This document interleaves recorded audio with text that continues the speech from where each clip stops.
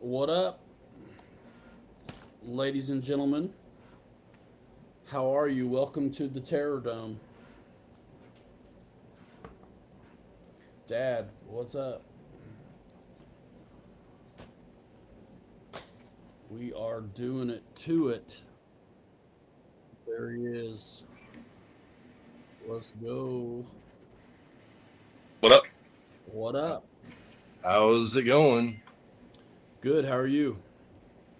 I'm all right. I just realized I need to do a little tweaking on the Ford grill a little bit, but other than that, I'm good. I'm printing it right now. What's up with it?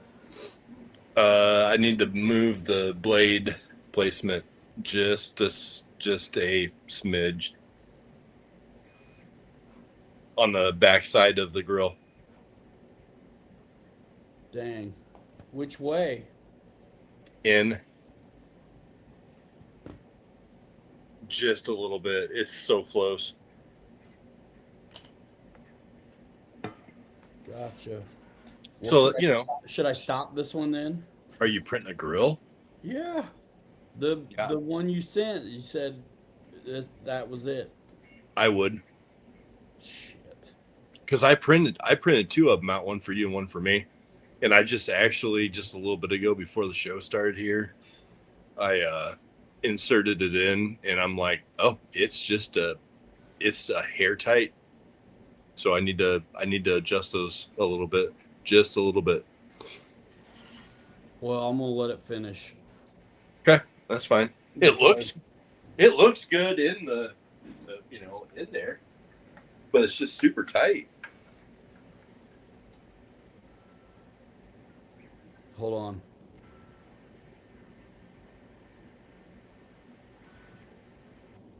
Damn it.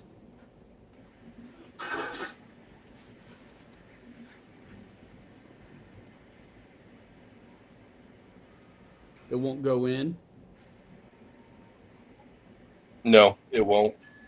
But as far as orientation, it's it's there. I just got to move the blades in just a little bit on the Yeah, grill, it's which is not the end of the world. you can make that one work for. Oh yeah, for sure, absolutely, absolutely. But it's one of those little tweaks now that we Is got to that a do. kit front end on that Ford there that you were showing? Yeah, Can I see it? sure.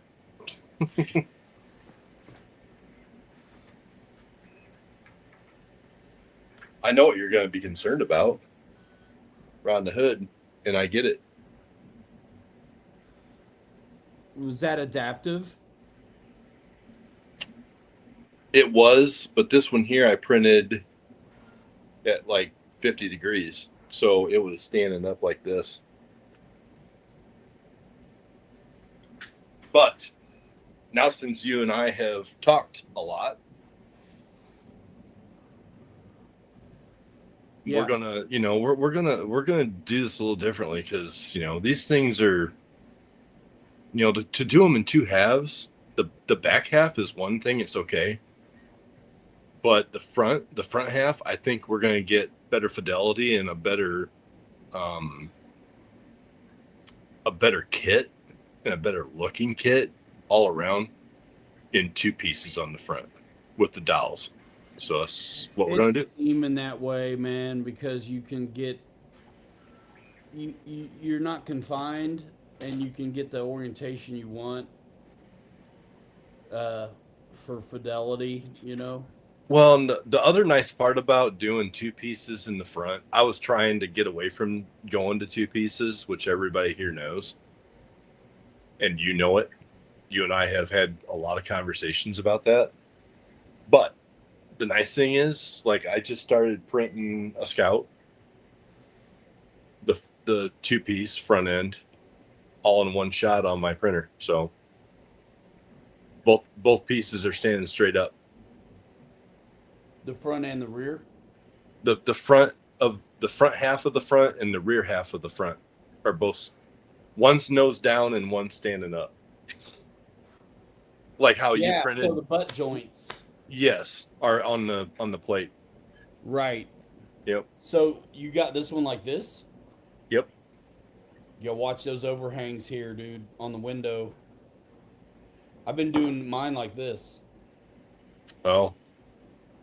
Yeah, I showed you that. Where this is Yeah. straight, so Right. it doesn't plateau. Yep. Yeah. So I decided to just do it that way.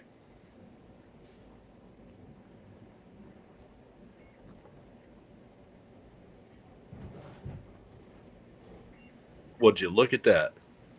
Yeah, dude. So I actually split the back on this one just because, um, but I also split the front, and this is where it should be probably. I'm not really even together yet. I'm only pinned in. Right on. Um, You like how tight that plate, the locator plate for the bed, goes into the body? yeah, that's great. So this is what we're talking about.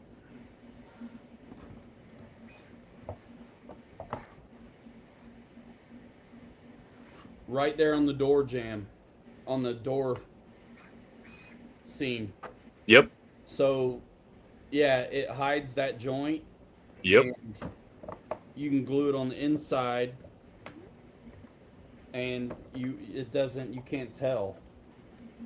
The only reason you can tell on the back is because the sheen is giving it away. But we Right. don't we're not gonna probably split these at the back like this, like I have it in the fender. But that front one, it worked out for me pretty good on the windows and stuff. I've got another one over here that did better than this one did at the windows. It's always a give and take. Like Yep. that's the thing. You're gonna have overhang somewhere. Yep. And where do you want it? And where do you want it? And knowing how these things work, we are asking a lot for these printers with these curves. No matter how good the machine is, we're asking a lot out of them um, on these curves, these radiuses. So it's gonna be somewhere. Dude, there's there's a lot. There's a lot to these to print these out.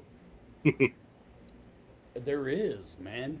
It's like we should. It's like we. How do we not know yet? But we keep learning. Um, and it's because we're doing one after the other after the other. Right. For the longest time, I had only done the scouts, and then I started rocking out the Ford, and I'm playing with orientation and all this kind of stuff, and you don't always get it the first time. There's That looks good. the whole back half of the Ford. You Yeah, print, it come out really good. I did this one standing straight up. yeah. Let me see the back. Hold on. Damn it, dude.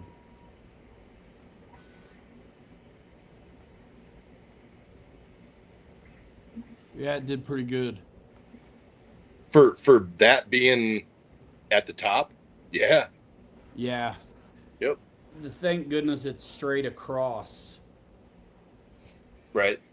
Otherwise, it'd be a mess there. Yeah. Well, like you said, Ryan, you where do you want to give it at? Like where are you willing to maybe have to work a little bit depending on what the body is and the shape of it versus where you don't want to work at. It is a big trade off because, yeah, where do you want it? Dirty thirds. He said, I got my kit built last night. Which Nice. which kit did you get? The Vanquish or the 10-3 or what kit? Hell, I thought he was talking about a scout kit of ours, man. Come on.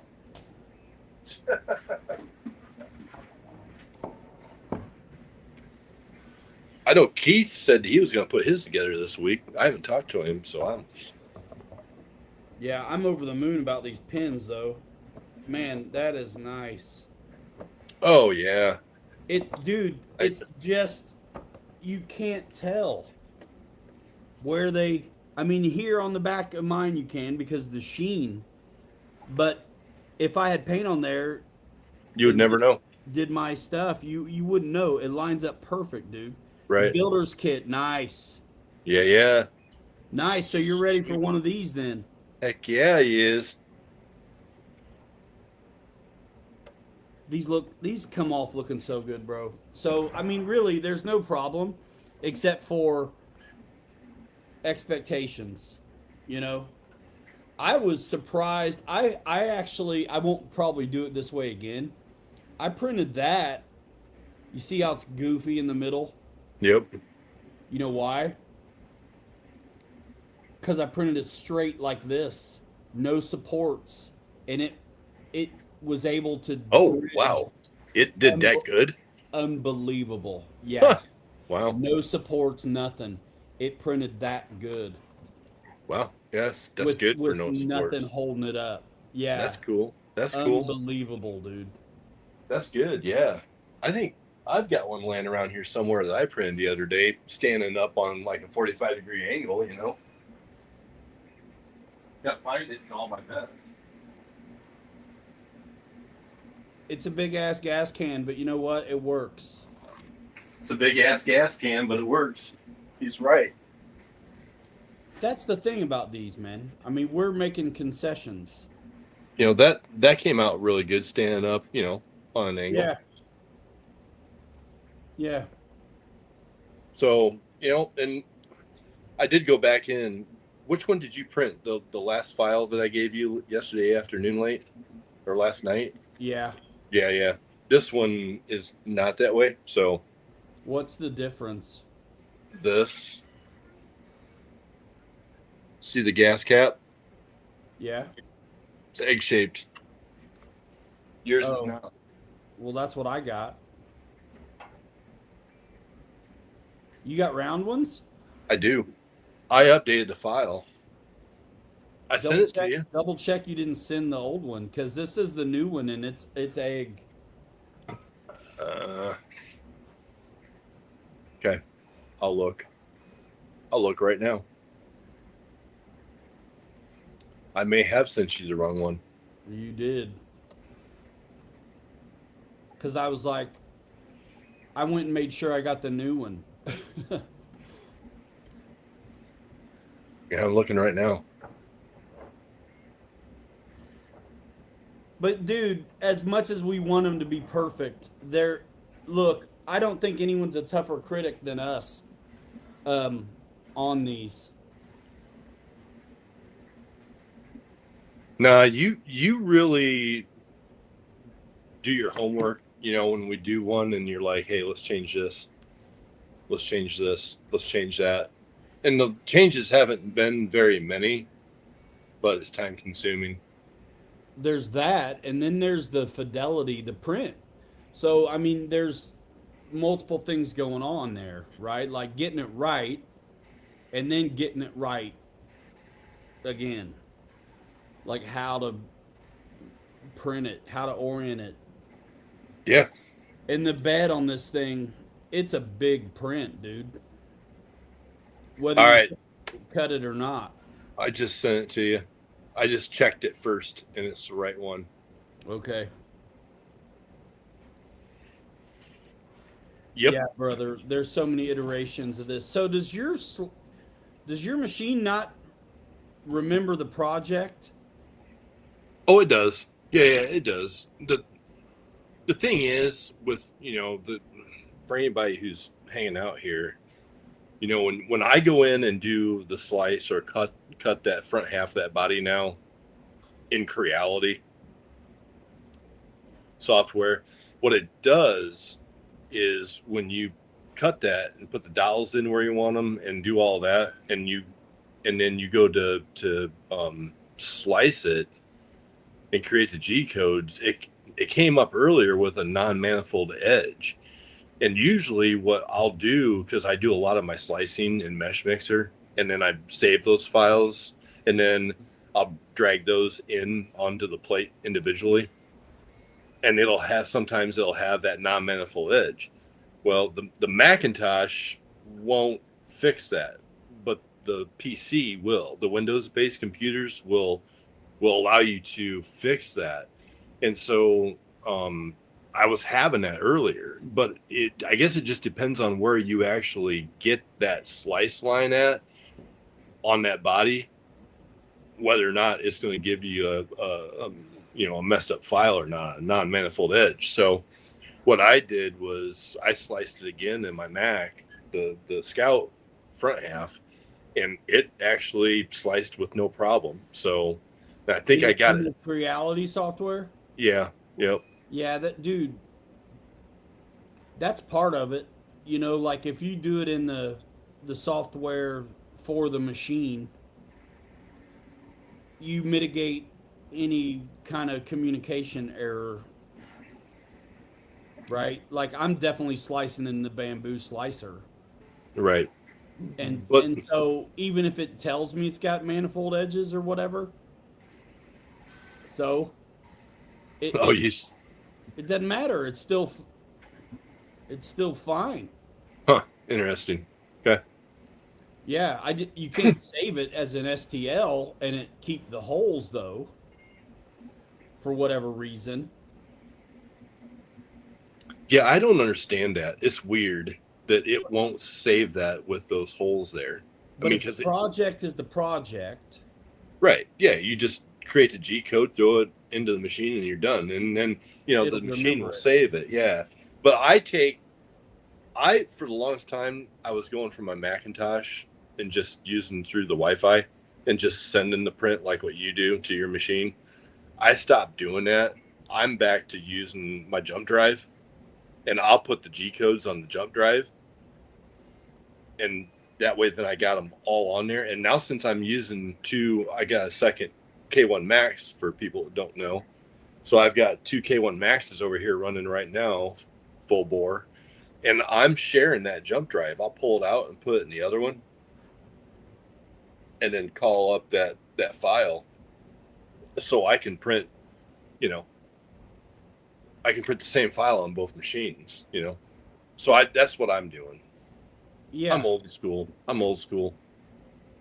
Well, I'll be able to do that too but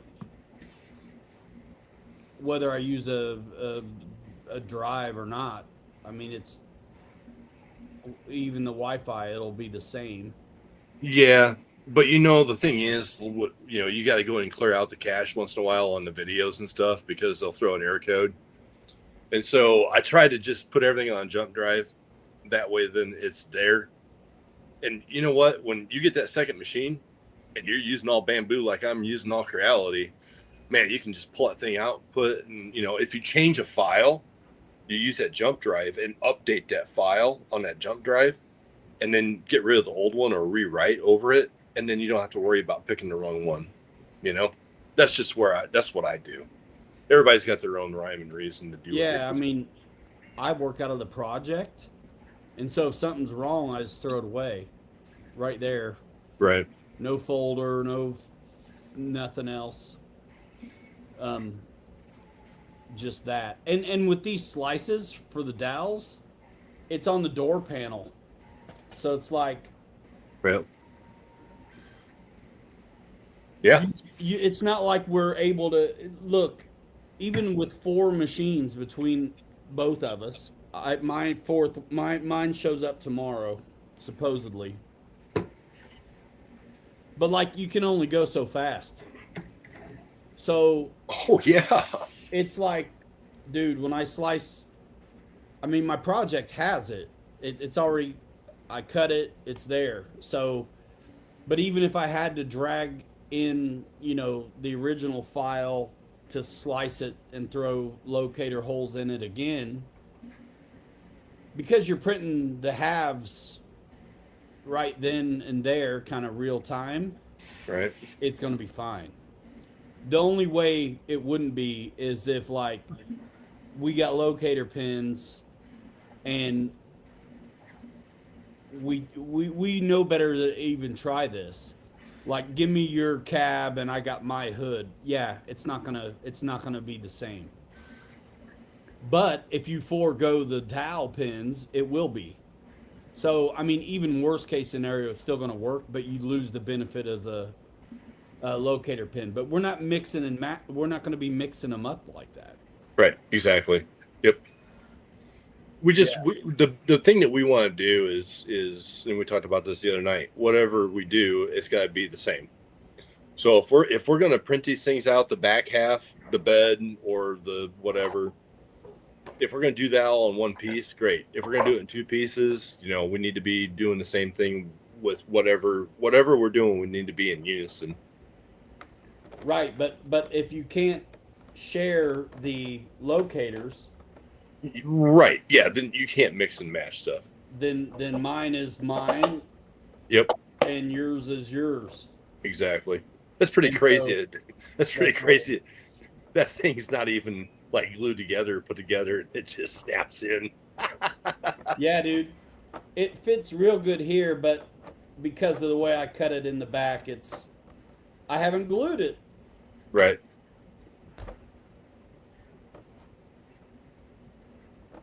Yep.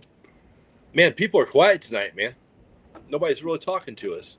Don't be That's shy. okay, man. We can split. Don't be shy. Come on and say hi, man. Yeah, I didn't want to glue this one together because I wasn't super happy with the window, uh, the pillars on this one. Oh. Seeing my pillars on mine come out really good. It's weird. Well, mine did on the other piece. Yeah. It's I don't understand that. Mine did on the other piece, but then I don't like the back. So it's it's always one thing or the other, like, and my filament's dry, so that's not the problem. But I don't like the way the back did on this one. It's fixable, but Oh yeah. How did you print that? What orientation? like this, dude. But the pillars are dialed.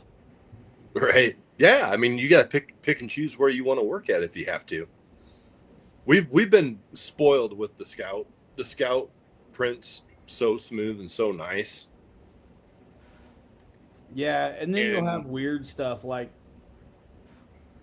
I don't even know, like, what's this oh, mess? I had the same thing on mine, bro. Why? Same thing.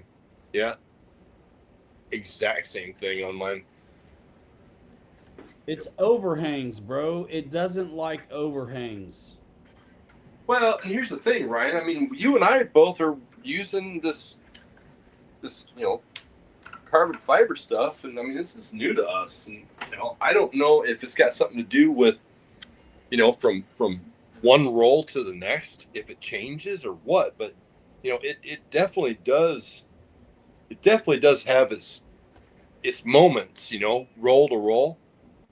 And what I absolutely hate more than anything is I got up at 3 o'clock this morning and I come down here and the printer's sitting there running, idling with no filament. So I put a new roll of filament in and I'm halfway done with this Ford. I absolutely hate having to change the filament because you can see that line where you do that at. Well, especially if it sat for a long time first. Well, there's that, I mean, If you can change it right away, I don't think you don't see it the same. You know what I mean? yeah. But if it Well, sat there cooling off, yeah. you do. If I think it's gonna do that to me in the middle of the night, I'll put a fresh roll on. so I don't. So you don't have to. So it You have to doesn't deal with it. sit there. I mean, if I'm right here and it runs out, no problem. Right. But if it's going to be hours before I can get to it, Right. bro, Yep. change that son of a gun before you leave. Yep. Yep. And dude, it, you don't learn this stuff unless you're doing a bunch of it. But you just stay where you're. Just hold tight. Let me show you. Mine actually on the top and the back came out pretty decent. Yeah. How's the front? Garbage trash. See, you don't get all of it. That's can't what you get were it all. you were looking at it earlier. Right at the top, at the bottom of the hood line. Yep. Just a little bit, you know. And that was adaptive there? Yep, sure No was. way. Yes, it was. Yes, it was. The thing is, the way I had this standing up, I have a feeling that hood line at the top right here, where it looks like garbage, even though the adaptive stuff was on and I had it dialed in like I do the Scout and everything else that I've framed so far, it's pretty flat right there. It matches that it's flat. So if I would have went a little bit more straight up, it would have done better on it. Yeah, mine was straight up. It looks dynamite. So that's why again, it's, we got the Scout dialed. Now we're trying to just really find our mojo with the Ford, just to get the right angle so that nobody has to really do anything to it. Right.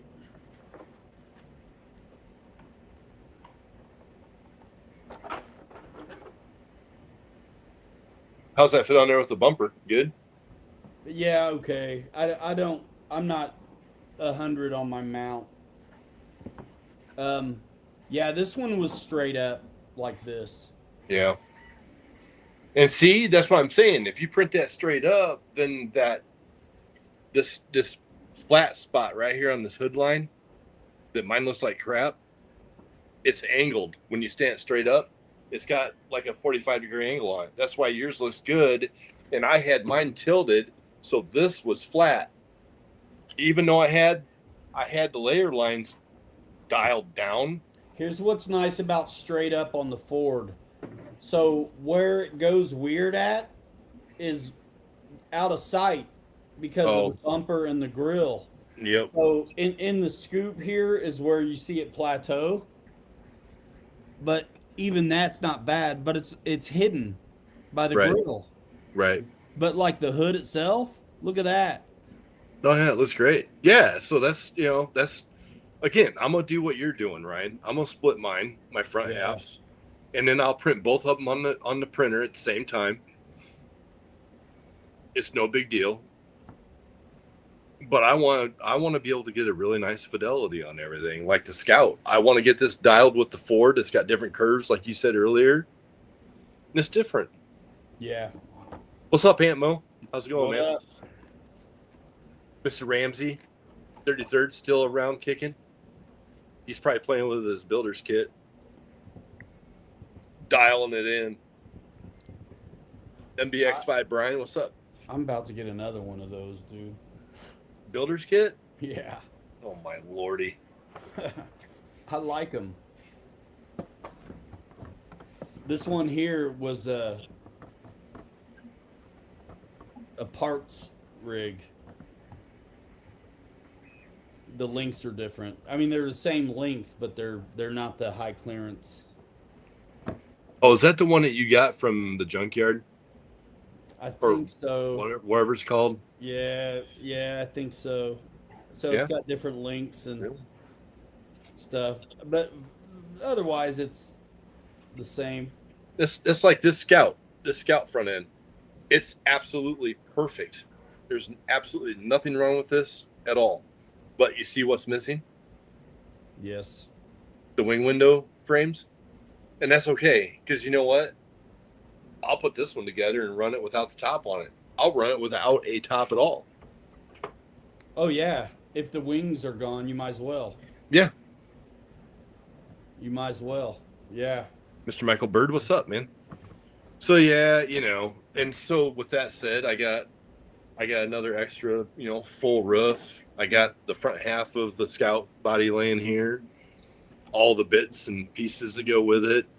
So What's nice about the pins stuff is if you pump your brakes.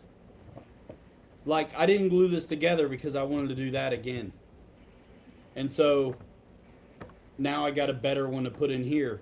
But now I'm looking at that one and this one. It's like, I don't, which one's the worst? Like this one, the only issue I had was a little bit on the front I didn't like on the pillars. Well, this one, the pillars are great, but the back's bad. Mix and match. but you printed them two different orientations. Yeah. Yeah, because I'm trying to find the best. Exactly. Yep.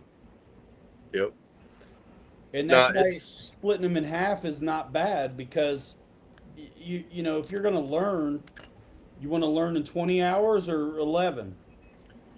It's a work of art, man, no matter what way you look at it. 20 hours or 11 to learn your mistake. Clickety click. Clickety click. Folks have no idea what it takes to get that right. I'm sure that there are some out there that do. It's been a wild ride to try and get these things. There's so many moving parts, brother. It's been wild to get them set up. The 3 bodies that we do have right now, to get them to interchange and lock like that without having to do anything to the chassis. But it's a whole nother ball game of what you guys are hearing me and Ryan talk about, and some of of trying to figure out exactly what the best orientation is to get the best fidelity, so you're not grinding and sanding on stuff. Yeah, it's one thing after the other, without a doubt, because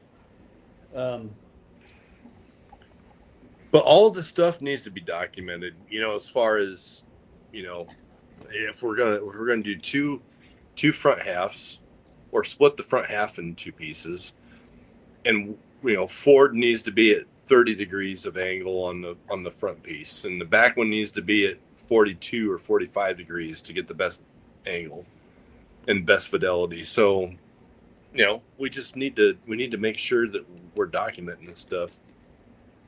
Yeah. Well, that's the great thing about the archive, the project, if you ask me, because there it is. There it is. Yeah. Thanks, Michael Bird. Appreciate it. Because there it is. There's probably not anybody over there. He popped over on my channel. Oh yeah, it's also on the RC3D Fab Factory channel too. Probably for the last time, because the thing expires. We're going back to having the StreamYard icon up top. Yep. For $45 a month, you better believe it. Whatever works, man. Whatever works, man. No big deal. And I'm still nerding out on these mounts because I had good intentions, but I made it tight. You got to stop fussing with it, man. When you get it really close and it's good and it works and it's functionable, leave it alone. Because then you're going to be spending so much time on that mount that I already have. It's too late now. It's too late now, brother. I've done it. Beefed it up, brought it in, brought it out. You know what? I'm going to stick with the file that you sent me last week that you're like, try it. This is good. This is it. I'm like, I'm sticking with it. You need to try it. Let me know when you need that file back. I don't need it back. I got one. You should try it like I told you. I'm not. I take your word for it. Brother, no. You gotta try it. I don't have nothing to try it on yet. It's a 30-minute print, brother, and then I'm you can put it in your rig. I don't have anything to try it on. Undo what's on your chassis and put it on it. I don't have any bodies to try it. Well, you will. I don't have a Ford body that doesn't have the removable bumper. I've got my blue one, what's got the front bumper that's fused on, and everything else is in pieces and boxes as kits.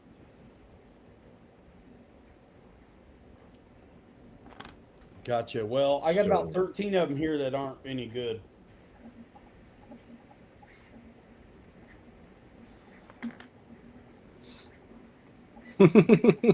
QC inspector. Well, and then I have them right, but what prompted it in the first place was the bumper angle.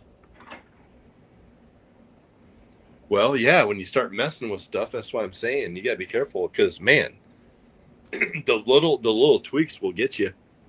It got me a couple times. But hey, it's all right. Well, it can't be crooked, dude. You know what I mean? That's why you run into a boulder like I did and straighten it out. Well, I got it straightened out, and then I filled up some of the beef. But you've got the chassis angled. So that's a thing. So yeah, International Harvester Homecoming this weekend. Saturday. Fort Wayne, Indiana. And here's my problem too. I think this earlier version clip is different than what's in the new ones.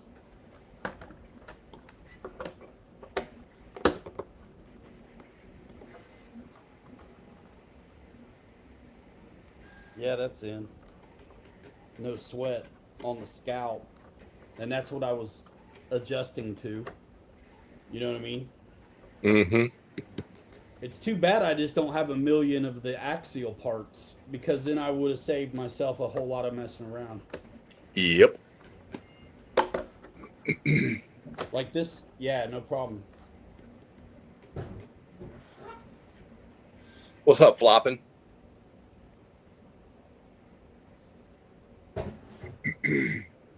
Yeah, man. Yeah, I'm sure the file you sent me last week will be fine for what I'll try it at some point, but right now I don't want to be putting these things together, and then not having any kits here. Yeah, but you got to know it works. Well, I'll put this Ford one together and finish it, so I will know eventually.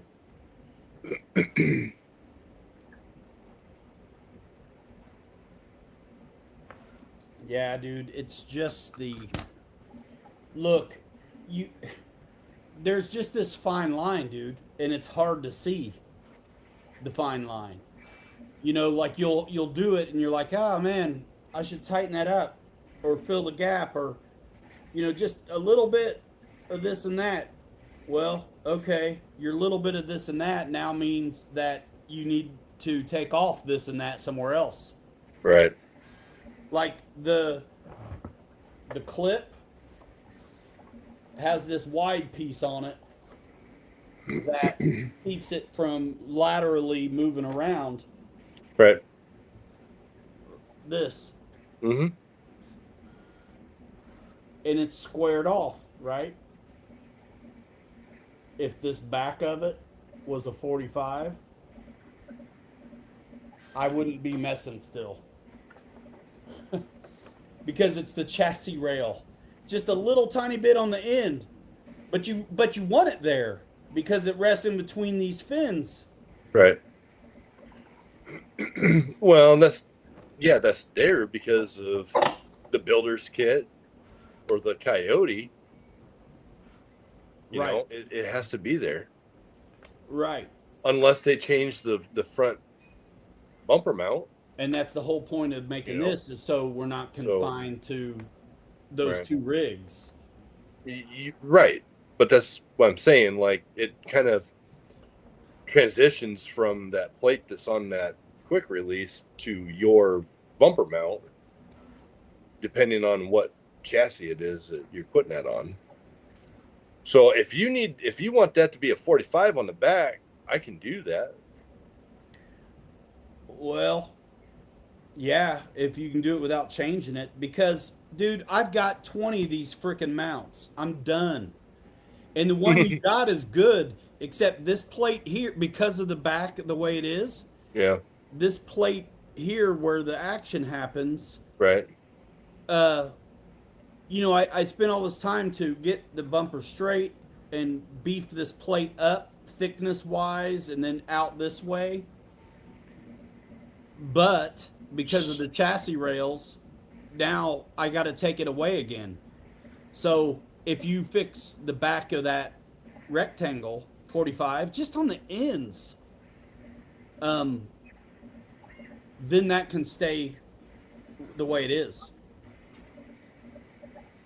That's why my green Scout goes on good because I filed the back of that on Yeah. the So yeah, all you need is just a little bit of relief. a little bit, Right. a little bit. I'll go in and cut 45s on the outside back side of that plate, That or like you're take talking about. this that I sent you and shorten that. I'm not shortening that. I think it's good for.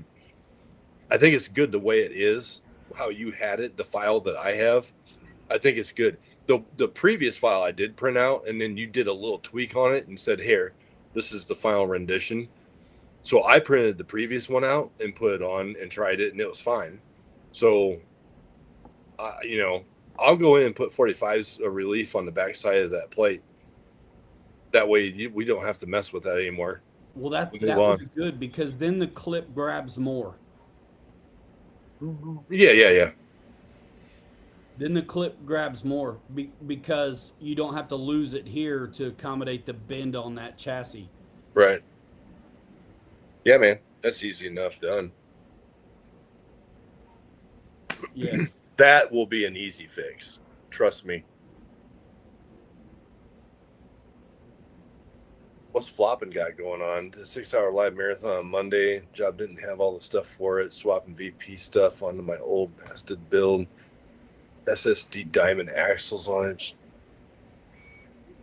Vanquish 3 gear and dig with a counter rotating front. Output to a P3 gear with dig in red.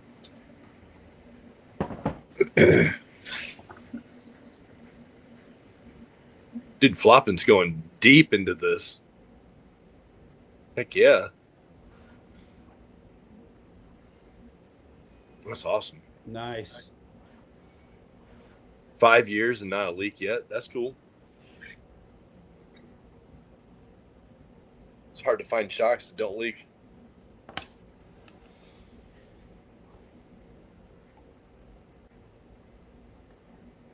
I'll probably mess with it one more time. No, don't. Well, just start printing car bodies. Screw working on that stupid ass mount. Let it go. it's got to work. Well, if you're telling me that I need to put a 45 on the back side of my plate for it to work the way it is, Then that means I'm not done yet. then stop messing with it. Or just use the file that you sent me that you said I'm perfect. And I'll put the 45 on the back side of whatever and we'll roll. Do you have it? That piece? I haven't printed it out. I'm too busy printing bodies, bro. Oh, I don't have time to print that small crap. that's I'm all the printing. time there is to. I'm printing big shit, bro. I ain't got time for that small crap. Come on, man. I ain't got time. Plastic parts flying around. Here's the blazer. Yeah, baby.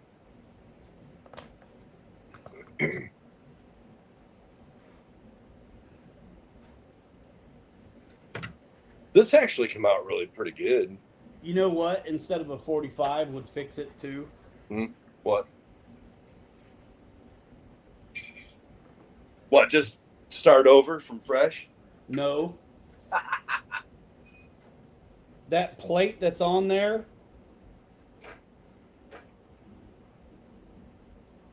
if it were more forward,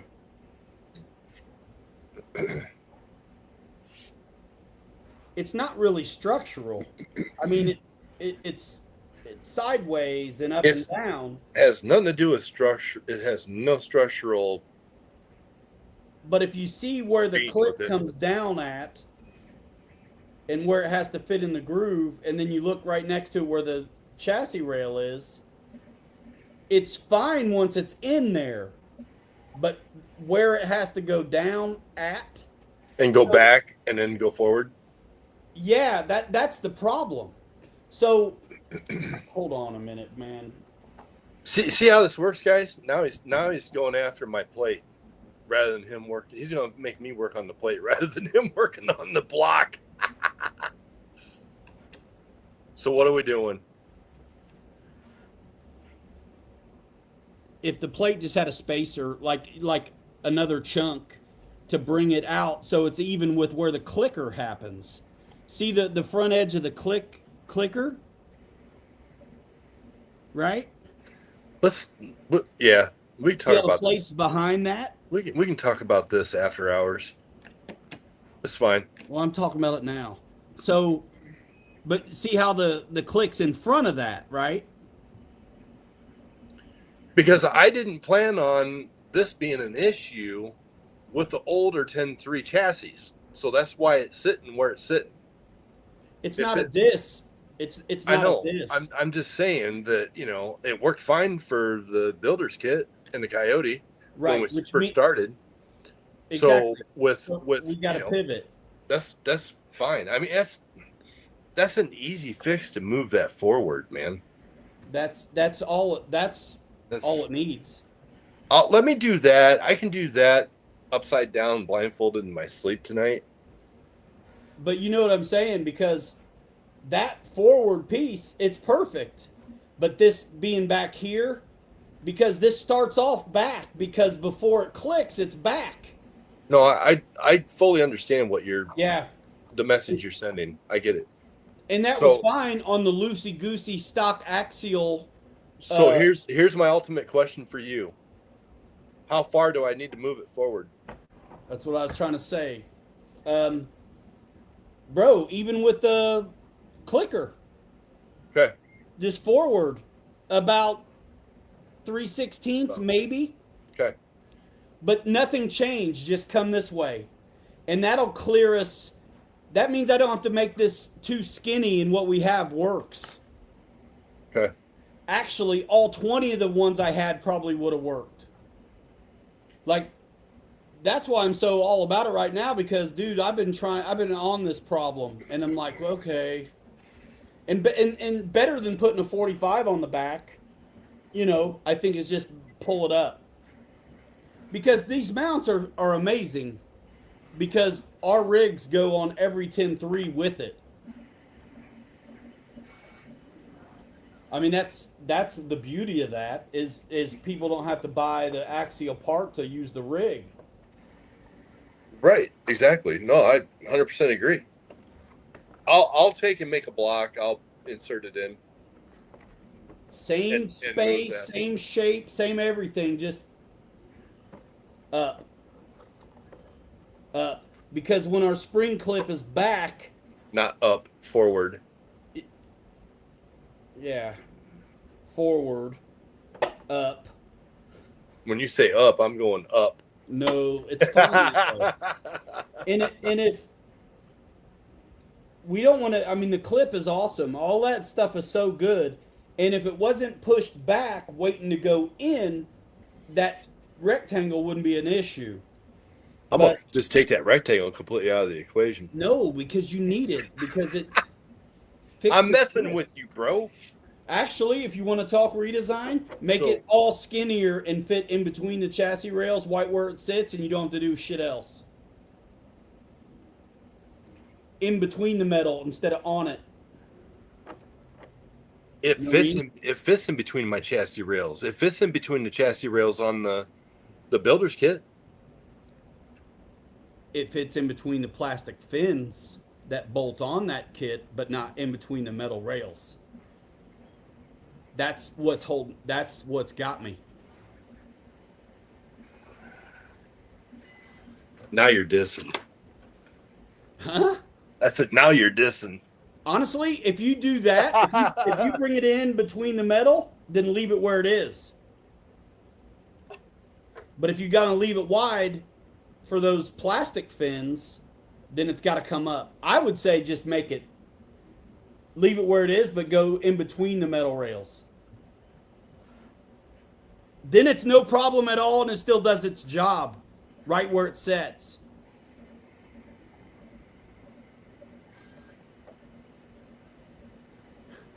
This ain't a diss. This is teamwork making the dream work. Bro, you know I'm just messing with you, bro. All right, so yeah, I got it. I See what I'm saying, dude? Actually, Yeah. brother, that's the better fix because those plastic fins that we designed to, look, guys, we're new.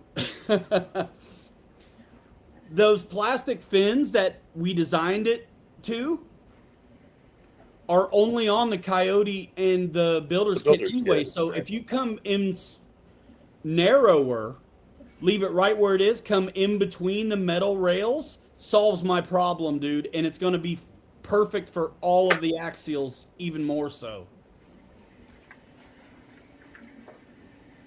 It just needs shaved off on the left and right. Here's the thing, Ryan. The plate doesn't sit low enough to go in between the chassis rails. At least on the builder's kit, it doesn't. It's above.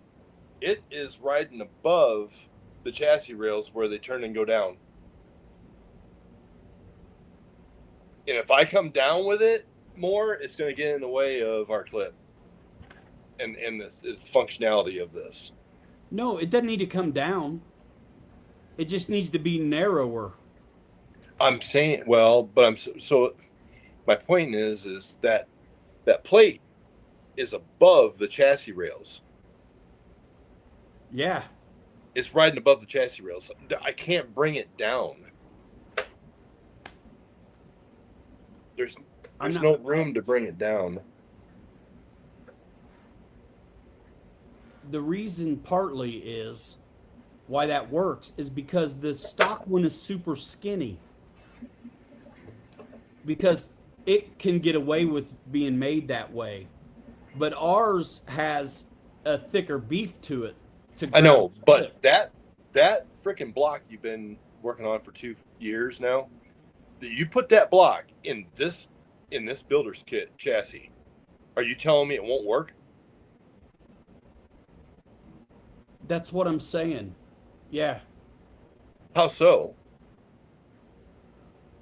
Because this one with the builder's kit, there's nothing in the way for your locking clip to flow back to come in and lock back in. There's nothing in its way. This is so skinny and narrow. There's not a problem getting it clicked. But this is deeper. It's in the same exact height. It's the same height. But there's more to it because it's 3D printed. Well, let's talk about this later. I understand what you're saying, but I don't understand if I make the change on it, it ain't going to do anything. I can take that block you got right there and put it in this 10-3 builder's kit, and I will not have an issue with what you're talking about. I know what you're saying about That's why we need to print it off and try it. Because like the older 10-3s, I get what you're saying because it's tighter in there. I understand that 100%. Well, I think they're the same. We weren't sure about that. But they're not. The shock towers are different. The shock towers are different. So that's why I'm saying like this plate in this chassis it's everything for this plate is around the inside of the shock towers, right? So if you go to an older, like a base camp chassis, you're saying this plate is too wide for the base camp. No, what I'm saying is that the Coyote and the Base Camp Builders Kit shock towers are different, and they have plastic fins. Right. But And because of those plastic fins, that plate's perfect. The chassis rails are in the same spot on both, but it's the plastic fins on those new kits, which is why that plate is fine. But if you have this mount on one of those other kits that doesn't have those plastic fins, the plastic plates, yeah, it's too tight. It's too tight then, right? Well, there's nothing to hold it on the sides because it's sitting on top of the chassis rail, not in them. So if that plate needs to be shaved off on 45s on the backside to give that clearance for that to lock into your bracket, why not just do that and be done with it? Well, because it's still a what if it's enough, right? So if you just go, if this is the rectangle and you just bring it in left and right and make it more narrow in between the metal chassis rails, that works for all of them, no matter what the plastic little side fins are. I understand that, but if I don't have room to take that plate and come down far enough to get in between the chassis rails without getting into the clip mechanism, it completely defeats what we're trying to do with the clip, because that plate also locks your clip right to the bumper mount.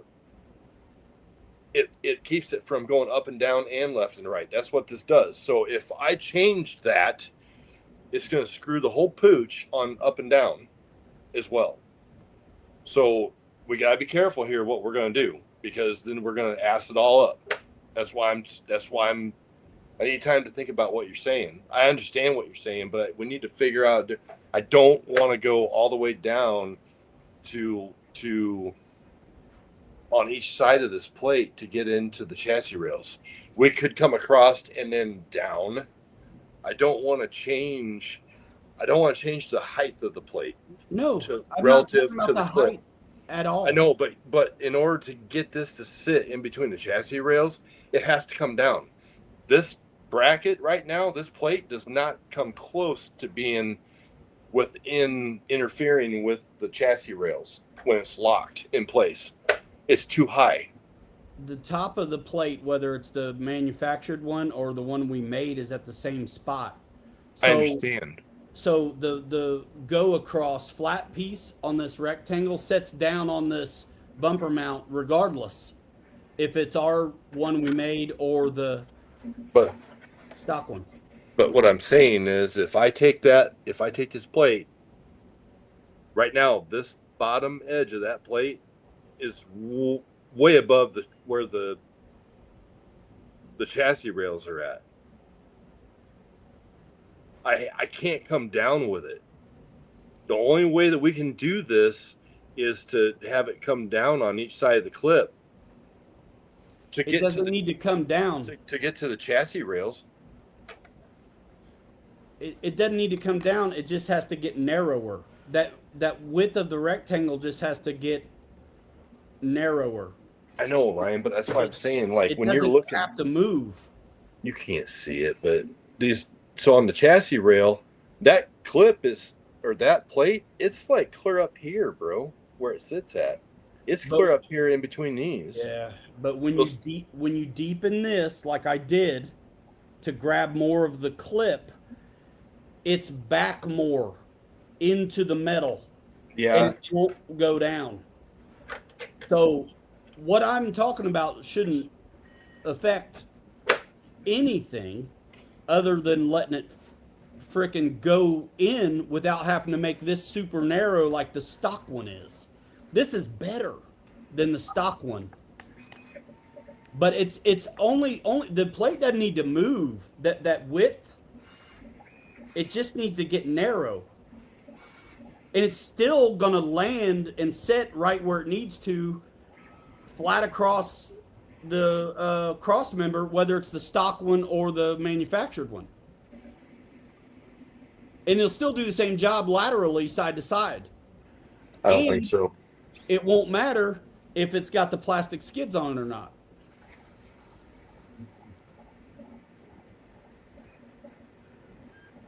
That's all. It's. I just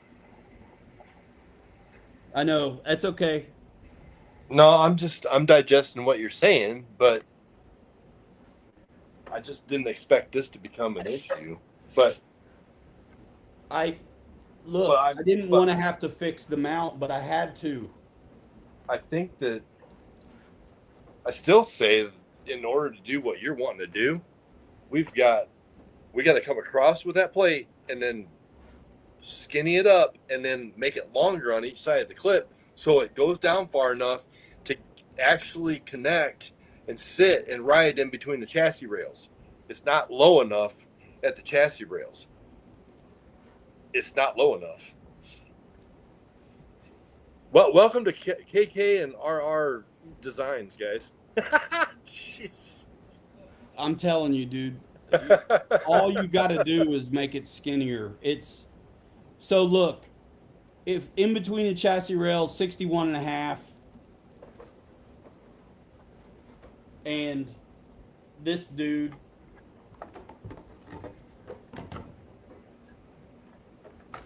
I understand that. You want it more narrow. You want it to be skinnier. it's like 68. That's it. Dimensionally, it's all fine. Nope, won't work. It's I'm got to not- be it's got to be longer on each side in order to encapsulate to make contact with your chassis rails, because your chassis rails come down. Your plate's sitting up here. That's where it sits. Your chassis rail comes here and comes You're down. missing what I'm saying. But It still sets down chest- on the where this converges is on the bumper mount itself. It's sitting on the bumper mount, I understand that. so it doesn't matter whether it's this stock one or the made one. Even if you bring those in, that still bottoms out where it has So- to, where everything's just right. If you want to fix all of this real quick, we get rid of the blade that's on the quick release clip altogether completely, and you're forced to put our bumper mount in the front of every chassis to make that clip fit into your bumper mount, because it encapsulates the clip, right, and keeps it from going left and right and up and down. This should still work both ways. This way. I'm about to cut this shit off and show you. No, don't do that. Don't do that. Why? I'll melt the son of a bitch off right now, dude. I mean, I'll fire up the soldering gun. Jeez, just cut it off with a hacksaw. No way. Why? When you can melt it. It's not that much. What's up, Fred? Jeff, how's it going? Otherwise, you got to welcome make to the this R&D. too skinny. Like the stock one, I mean, it's fine, but it's really narrow, which is why all that worked. But with a better mount, and look, you should. What I'm proposing does not mitigate the use of this one. It just allows the better one to work too. So cut the damn thing off and let's see. I don't think it's going to work with the stock bumper mount, Ryan. Stock bumper mount, not ours. I'll do both. It won't work. It will not work with the stock one.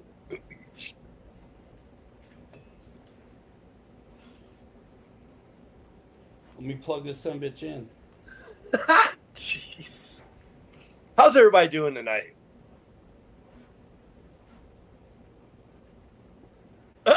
Fred, good call. Can we talk about politics and religion?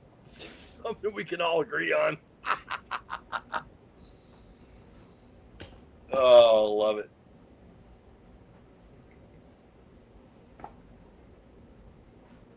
All right, give that a minute to heat up. This is going to be fun, ladies and gentlemen. I guess, should I glue this together? So it, No, well, are you printing another one?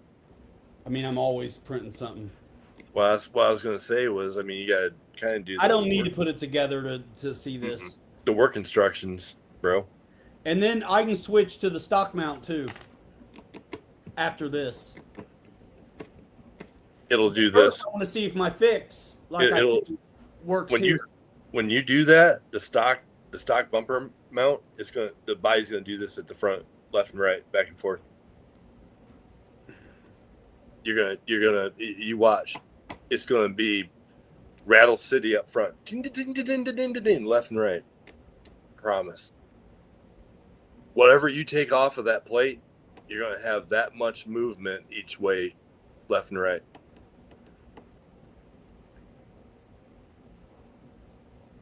Then it needs figured out to work in between the metal because none of these rigs, not all of these rigs have this plastic.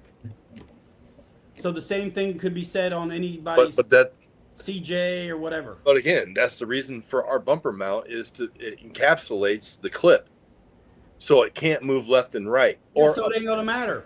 So what we need to do is relieve the back of that plate, like you said, so it's got enough room to come back and accept and clip into our bumper mount.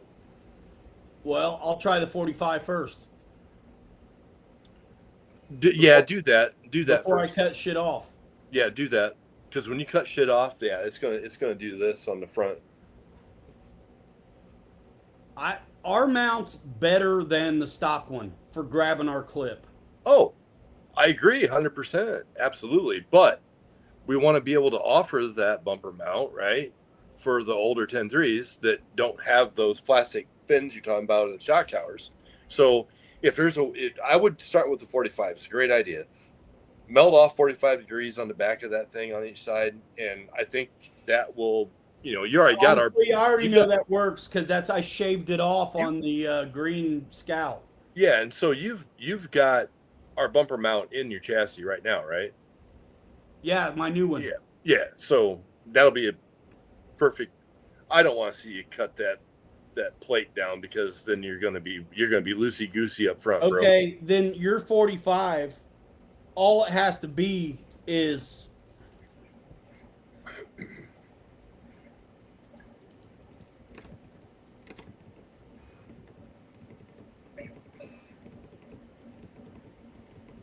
politics and religion, guys. 7 millimeters in on both sides, 45. Well, actually, you have that line there where there's a difference in the height. Yeah. Go to there. You know what I mean? Mm-hmm. Boom. But all you really need is a little bit at the end. All right, Melty. Melting pot. Here we go.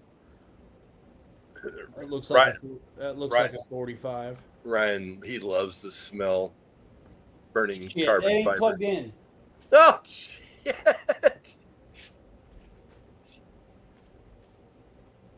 Because I plugged in something else. Oh shiz! The dryer, gosh, what can I unplug here? Any, mini, money, mo. I can unplug that. Okay. This gun heats up quick. Is there anybody watching that bought one of our scout kits that's together? Fab Factory, dude. This is the meeting. This is what it is. This is like the after hours party, ladies and gentlemen. This is what Ryan and I do after the show's over. This is how we get stuff done. So for like 2 hours. And then I'm like, dude, I need to really like go take a nap. That I'm doing it now because I don't have 2 hours after. That's cool. Let's get it all done right now. Perfect. Bro, it is what it is. Right, Fred? Victory, baby. He loves to smell carbon fiber. That's right. Right straight from the soldering iron right into your nose. Right? I got to check on my 2 printers over here. Bro, mine comes this one tomorrow. It has the laser and the cutter. Dude, Yeah, I know. You know what? I got a lot to learn. I'm just gonna take Bree with me to the Harvester Festival down at Fort Wayne because you're gonna be too busy playing with your new toy. You ain't gonna go. Well, I mean, if you don't want me to go, sure.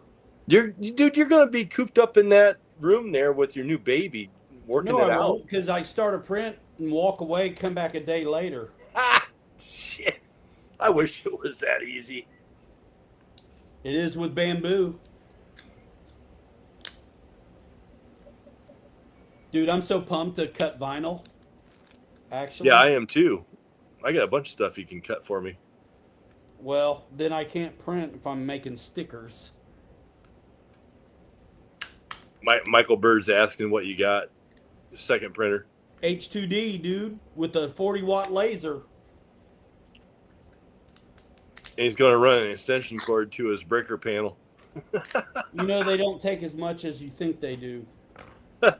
They don't. That's what we talked about the other night. They don't. Yeah, and I've watched a lot of videos on this stuff too, and it's weirdly true.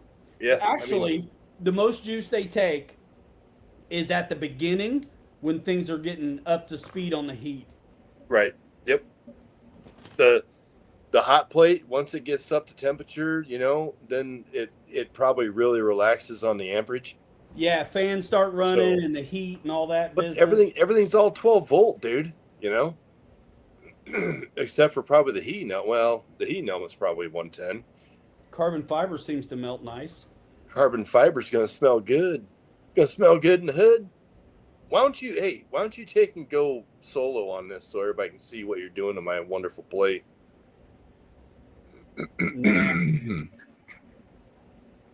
I'm already almost done, so. Doctor.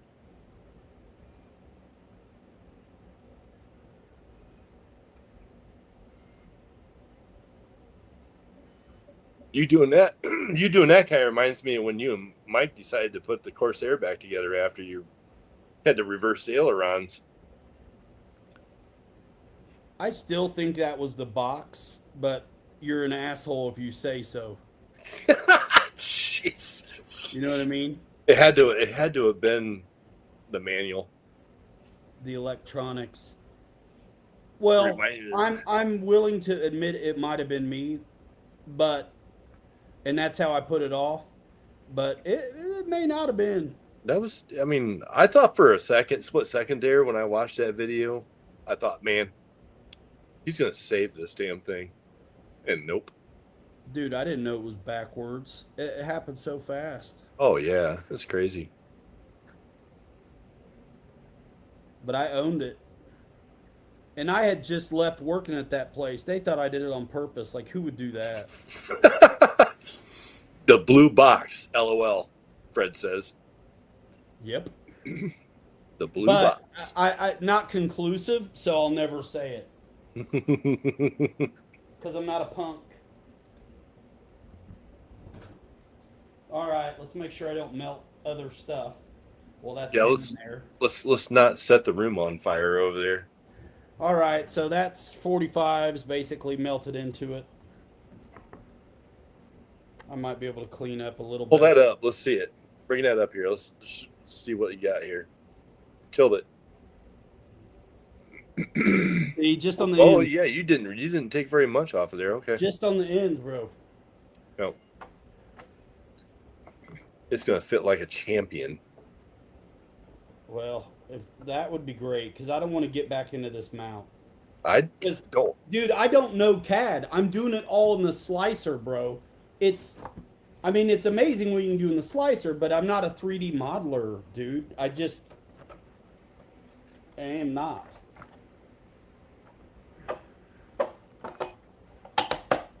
Son of a bitch. That's all it needs, brother. Do a 50-degree or something on the back of that to that cut, brother, Yeah. please, and we're done. Yeah, that way you don't have to mess with the mount. I told you it'd be easy for me to go in and do that. So easy. Do that then. All right. Yep. Because you're right. You could do the other thing I was talking about too because of our mount, but it screws you up on the stock one. Yep. I'll concede that. That's what I'm saying. I mean, if you want, That's cool. That's cool. Hey, less is more. That's our whole approach. We want the most out of the least. Right. Exactly. Less is And more. man, So, the trouble I've had with these, we got a thing that's working pretty good. Let's not do much. So how's it release and good? Oh, dude, come on. That's it. Okay. That's it. Look at that. Nice. Yeah, so it doesn't need to come in. That would have worked too, but I think it would have screwed up, like you said, the maybe the stock one. So this we know works on the stock one because that's what we designed to. And then you gave me a really good start on that front mount, and I really just You tweaked it, I beefed it out fine. so it's holding more, and I straightened out the bumper, and it's good. And you lowered it too, so that way then it's the same stock ride height. It's the same as this, No, I'm glad you worked it over, bro. That's cool. but I beefed up that blade because this is a different material. We couldn't do it that skinny. Right. So I brought that blade. I made this little blade that catches it deeper on the bottom and deeper in. So it grabs, it just does a better job than this does fine with the way you got the top. But our clip needed just a little bit of work. And so I got it finally. Goodness sakes. Yeah, it's just If you can do that, we're done. Oh, that's easy. It'd take me 5 minutes to do that or less. And I will personally, these ones that are already ready, I'll personally melt that son bitch myself. Sure. Aunt Mo, he's asking the $1 million question. When are we going to hear about next new projects? Well, soon so as we buy up the old ones. So I to answer that, I started on 2 more this last weekend. Yeah, and they're going to be awesome. Not too far away. It's, here's the thing, guys. I mean, like Ryan and I talked about a little while ago, it's a lot of print time for these, and we're giving a lot of tender love and care to these and trying to make sure that we're figuring out perfect print orientation, especially we got the Scout figured out, print orientation. The Ford needs a little bit of dialing on print orientation, so that way you guys don't have to do anything, and we'll give you the best fidelity possible. So it's when you talk about a 25, 26 hour, burn on these printers for a body to check it, to see where you need to make adjustments at. I'm trying to get to the point where we've got 6 or 7 of them done. And then I'm going to dedicate one of my printers to prototyping again for a little bit. I have to. When you go in to do the blades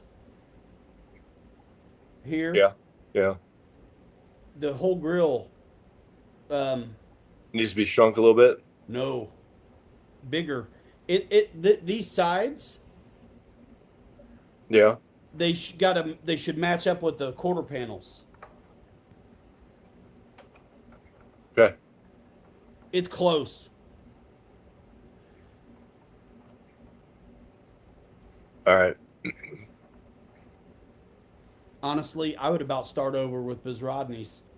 Grab the thing, go down to 92 or whatever this is, and redo the blades. Nope, not happening.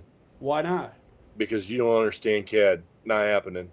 It's way easier for me to actually on that to go and adjust a little bit and make a minor tweak than it is to redo it all. Mm-mm. Okay. Well, whatever Let me work it out. We'll go a little bit wider, and I got to move the blades in a little bit. Well, if you go wider, you got to go taller too, or the circles get off. Right. I'm good with going taller because that thing, in my opinion, you know how I feel about that Yeah, dude. Whatever you do wider, do taller, and we're golden. Yeah, and then I'll move those blades in them a little bit. That's it, brother. That's Yeah, it. that's easy stuff. And while I'm there, I'll bring that plate in there and clean it up and put the 45s on there. Sick. Dirty Turds, the ship is sinking. You're damn right it is. Not even close. How do you think we got where we're at? We just let you see it this time. We're letting you see all of it. We just let you see it this time. Hey, that's a true sign of being grown up people.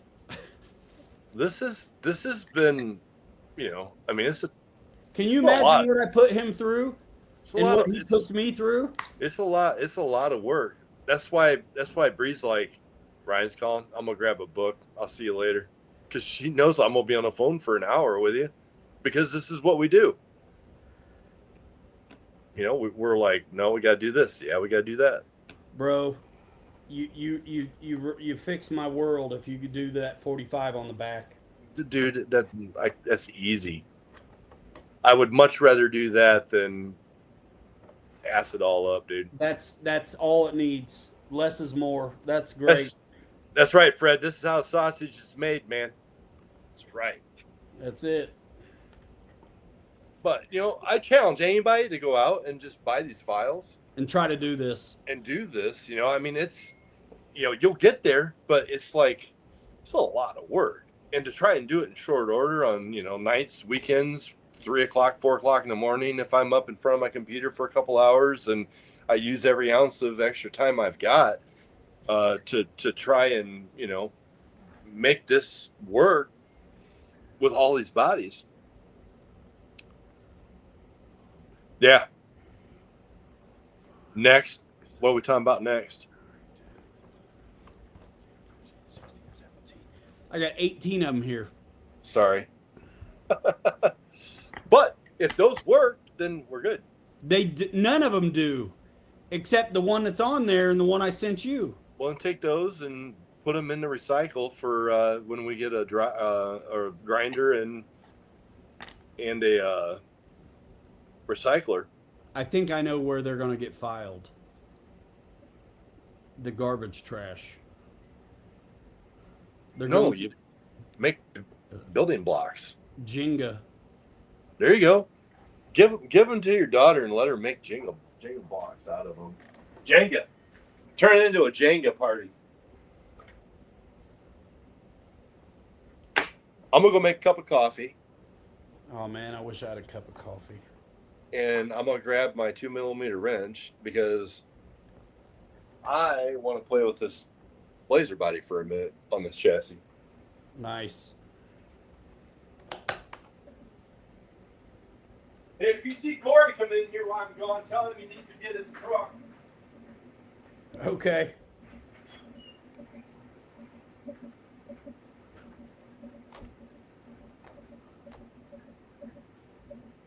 Trash can is a good filing cabinet.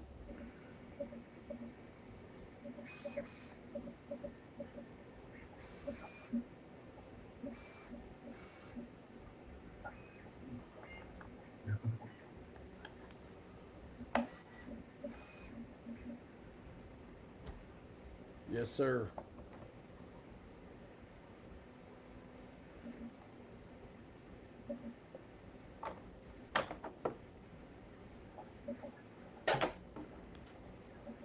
Dude, I'm just reluctant to put this all together because I want to film it. So that's why I'm in pieces here. This locator pin business is awesome, though. So good.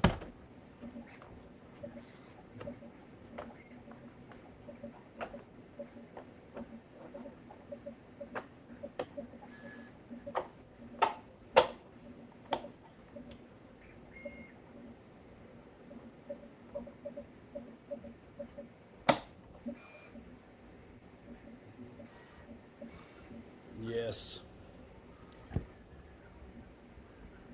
All right, Fred. Yeah. Shoot, we've been an hour and a half on that. Imagine behind the scenes. Holy smokes. This is behind the scenes tonight.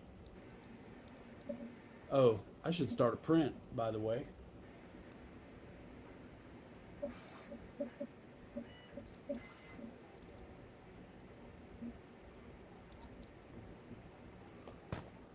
Maybe I'll do it. Maybe I'll do that real quick.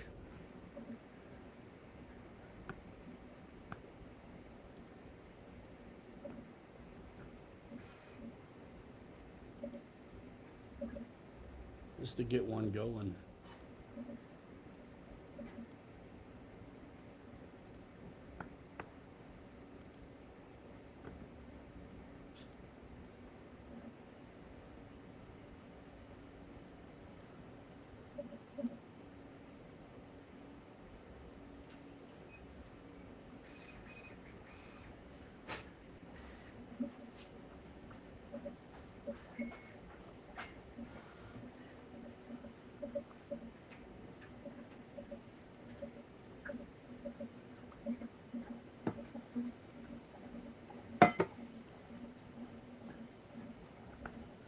It's awful quiet.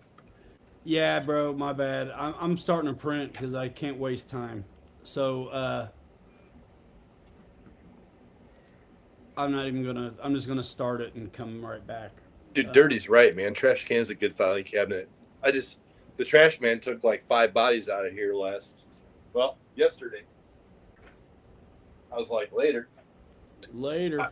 I had to get rid of some crap because otherwise I was starting to lose track of what was what down here. It's crazy.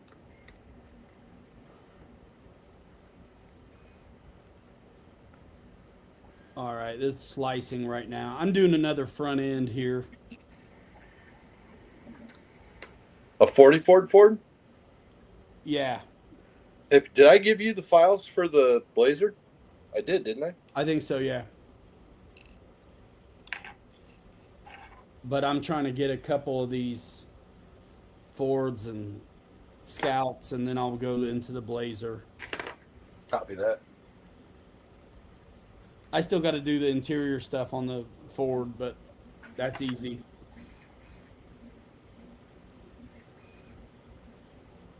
That's easy. All right. I'm not putting my groceries in this. Waiting on this to slice. So this is not like done yet. The Blazer? Well, it is now. I mean, it is now. I'll be there in a minute. I want to see it. How's the This one is when I rounded off the back wheel wells. Okay. See how they're straight yet? I'm about to be back. And Print how? plate. Oh, you're not back. I see. You're printing. You're trying to print stuff. My bad. I understand.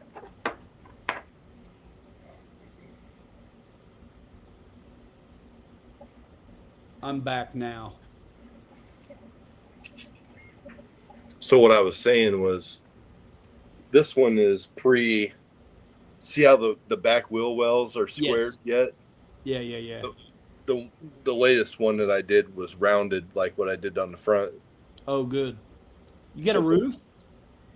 No, I haven't printed the roof yet. No, I'm trying to build some kits, man, to get them out the door to some people. No, I have not printed the latest one yet, but the bumper is good though. Nice. Bumper's where it needs to be. Good. So yeah. How's the back one? Well, I mean it's part of it, right? Yeah. It's Nice. good. Are they the same dimensionally, like height wise and stuff? The bumpers? Yeah, for the most part. Nice. Yeah, the back one hangs down a little bit more than what the front one does. not on the where it's at, but the dimension of it. Like, are they the same? Like, Oh, like tall wise, just the yeah, bumpers. Yeah, they're pretty close. right on. It's hard to see them, but they're pretty Yeah, close. Yeah. good, Yep. But other than that, yeah, they clips in just like the other ones do. nice. Yep. So I think we're pretty close on this one now. Once I print the final. Yeah, dude, I'm so excited to have, we doing all this, but I haven't driven a Ford yet. But we gotta Well, delay ourselves, right? Like, I'm making myself not put this one together because I want to film it. yes, And I think exactly. we're committed to doing the slice on the door panel like we have been talking about. Up front, absolutely. I think Yeah, so. We need to do it to all of them so far, just because of the way they print. I just, I would love to do them in two pieces, but it's just a lot. it's a lot, brother. And it's a lot to get that far in, and then there's a mistake. It's easier to eat the mistake when it's a smaller piece. Exactly. Yeah. If it doesn't do right. But, like, man, this carbon fiber does really good. It's the I'm gonna play with the overhang settings a little bit, but I'm pretty happy with it. Still loads above better than the Shiny Pet G is. That stuff's fine if you know you're gonna cover it up. But, like, if you're trying to get kits out there in people's hands that look good out of the box, like, this stuff is the best choice. Oh yeah. I It's when worth Keith the it's worth a little bit extra. It's gonna be. when Keith got his kit early last week, he texted me and he's like, "Dude, this thing looks absolutely amazing." And I Nice. was like, "Are you talking about your new fish finder you got, or are you talking about Scout?" Scout. So yeah, he was real happy with the fidelity of it. He said he was going to put it together this week, so I'm anxious. He's been pretty quiet, so I'm guessing he's Bro, probably I busy. told you a few kits went out the Shiny Pet G, Yeah. and those guys wrote back and said how much they liked it. I can't. This stuff's so much better looking, Bro, man. you should show that yellow one that the dude did. They finished. Show everybody that. Because Let me it send that to us. it come out really nice. I mean, I was impressed with it. Yeah, they did a good job. His kid's in Yeah. love with it. Yeah. Like I said, it seems like the kids are going to enjoy these scouts more than us adults because, yeah, I know Keith said it's going on in his daughter's base camp. Hot dogs and trash cans. Hot dogs belong in the trash. Okay. Yeah, check this out. This will look familiar, actually. Um, okay.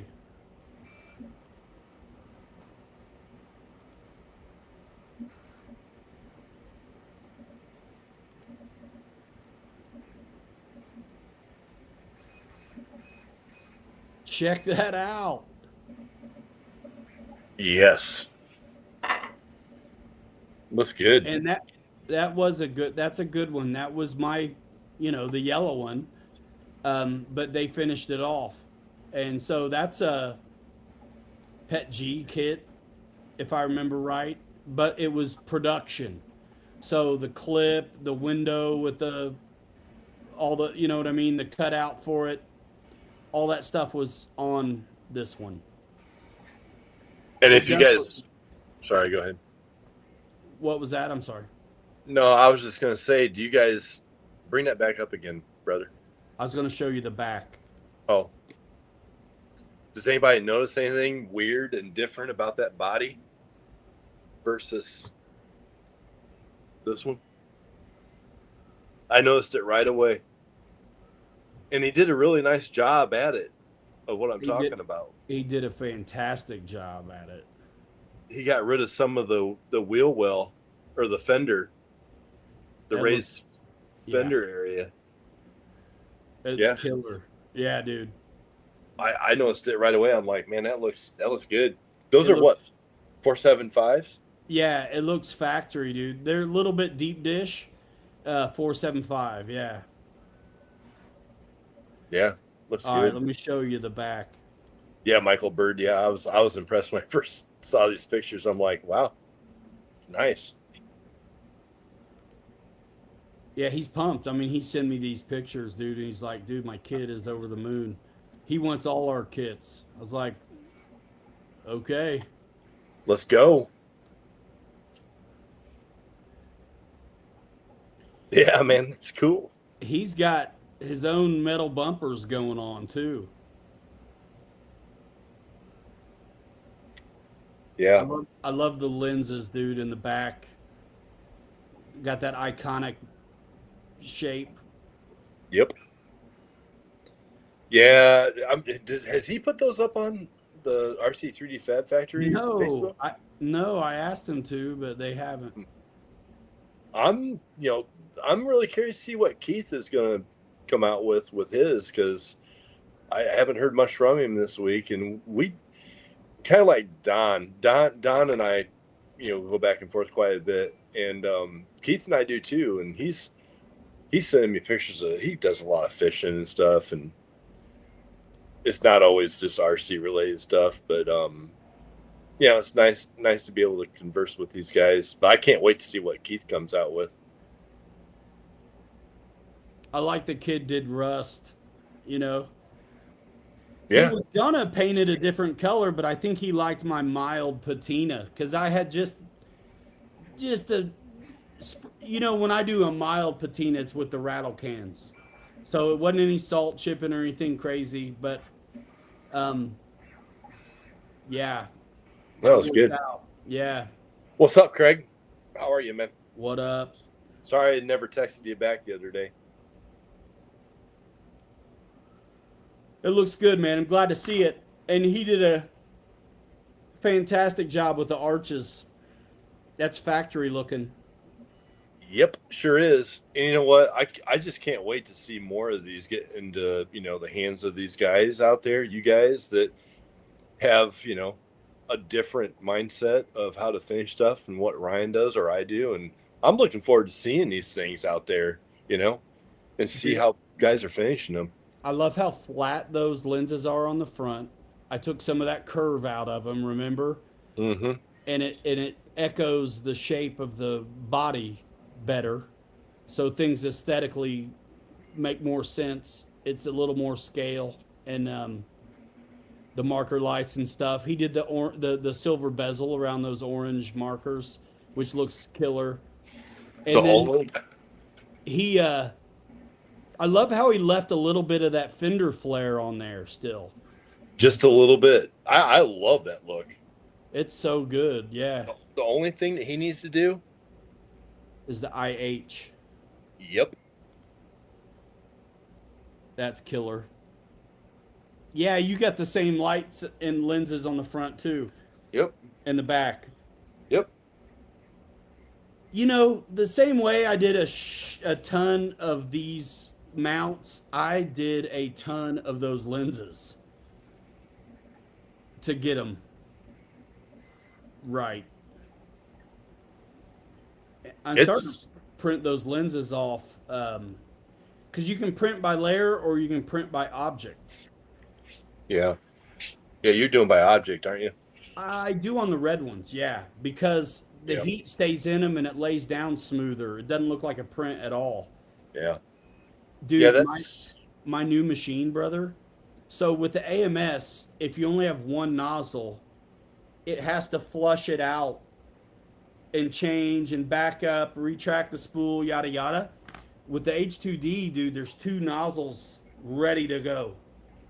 So if I decide to print my Ford with a red door, I can print it that way and waste nothing, because it'll print that layer line. It'll go to the red one. It'll print that's already loaded, and then it'll pick back up on white or black or whatever. And so it costs you minimal time now and hardly any waste. I'm totally gonna try it. That's I'm gonna print a red door into a white Ford. nice. Yeah. So I need to get red glass fiber and some more of the white glass fiber, which prints the same as the CF does.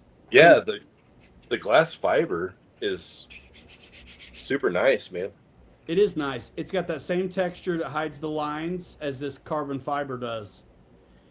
But glass fiber lets you do colors where you're confined on the carbon fiber basically to black. Because of the carbon, carbon black. I did see some bamboo carbon though that was a different color, but it was still really dark. It was something dark. Yeah, I'm definitely gonna probably do one more scout for myself in the glass filled a specific color, so I don't have to paint it and just leave it just bareback the way it is. Unlike our SCX6 projects where the glue joints are all over the place, these little ones, man, it's so nice being able to put that cut on a door panel where Yep. it's hid. Yep. And Yeah, I was actually with the locators, it doesn't get out of whack. It's so nice. speaking of SCX6s and cut lines. I honestly don't remember how many cut lines I have on my. It's always the grill that falls out on my Tacoma. Them I've put on hold. Yeah, yeah.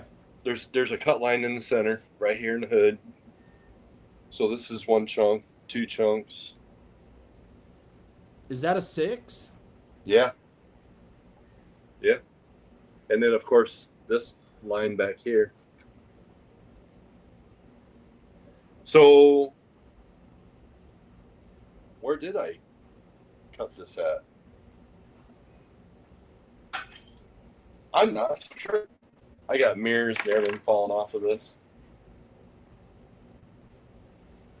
Brother, I don't remember where I cut this at. There's got to be another seam up here somewhere. Did you put it in the door panel? Nope. I don't remember. I honestly do not remember. I don't see a line here at all. There's got to be one, yeah. Not unless I did this. Not unless I did this whole half in one piece, which my printer ain't that big. I don't know. But this thing, I need to finish this. I got plans for this guy. But I don't know where the seam is at. They're probably in one then. Oh, hang on. There is one. Just look at the inside, dummy. Huh. My seam on this, you ready for this? Is right in here. In the door line or in front of it? It's within the door line. Oh, yeah, yeah. But I do not see. I guess I did too good with this. Yeah, it's in the door line right here. That's a good place to put it. And dude, like you did that before we were doing locators, you nailed it. But now with the locators, they every time look that good. Yep. So I need to get this done. Like I said, I got plans for this thing. Yep. And the bed, and the thing is the fidelity, like you were talking about the other night, Ryan, because I was like, with some things that are coming, this would be a good, a good one to do. And the fidelity of the print was absolutely awesome for as many Yeah, contoured there's lines. so much going on there. Yeah. I mean, and I didn't use any Bondo filler. You can't, I you know how I am with Bondo filler. I would have had that crap everywhere. Dude, And this yeah, this thing it's nice. It's a really nice that is set of nice. files. That is nice. Super nice set of files. I can't wait to do a 6 again now that I know the locator trick. Yeah, well, I think we're gonna be stuck on some 10 scale ones for a while, brother. Yeah. For a while.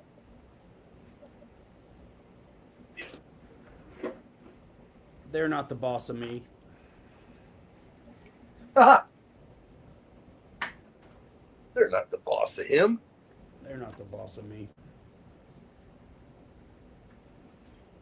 So what else you guys got tonight?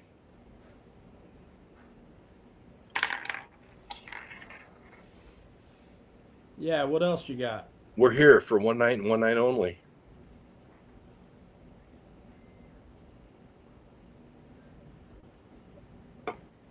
Yes, sir. Harvester Homecoming Saturday at the old International Scout Factory in Fort Wayne, Indiana.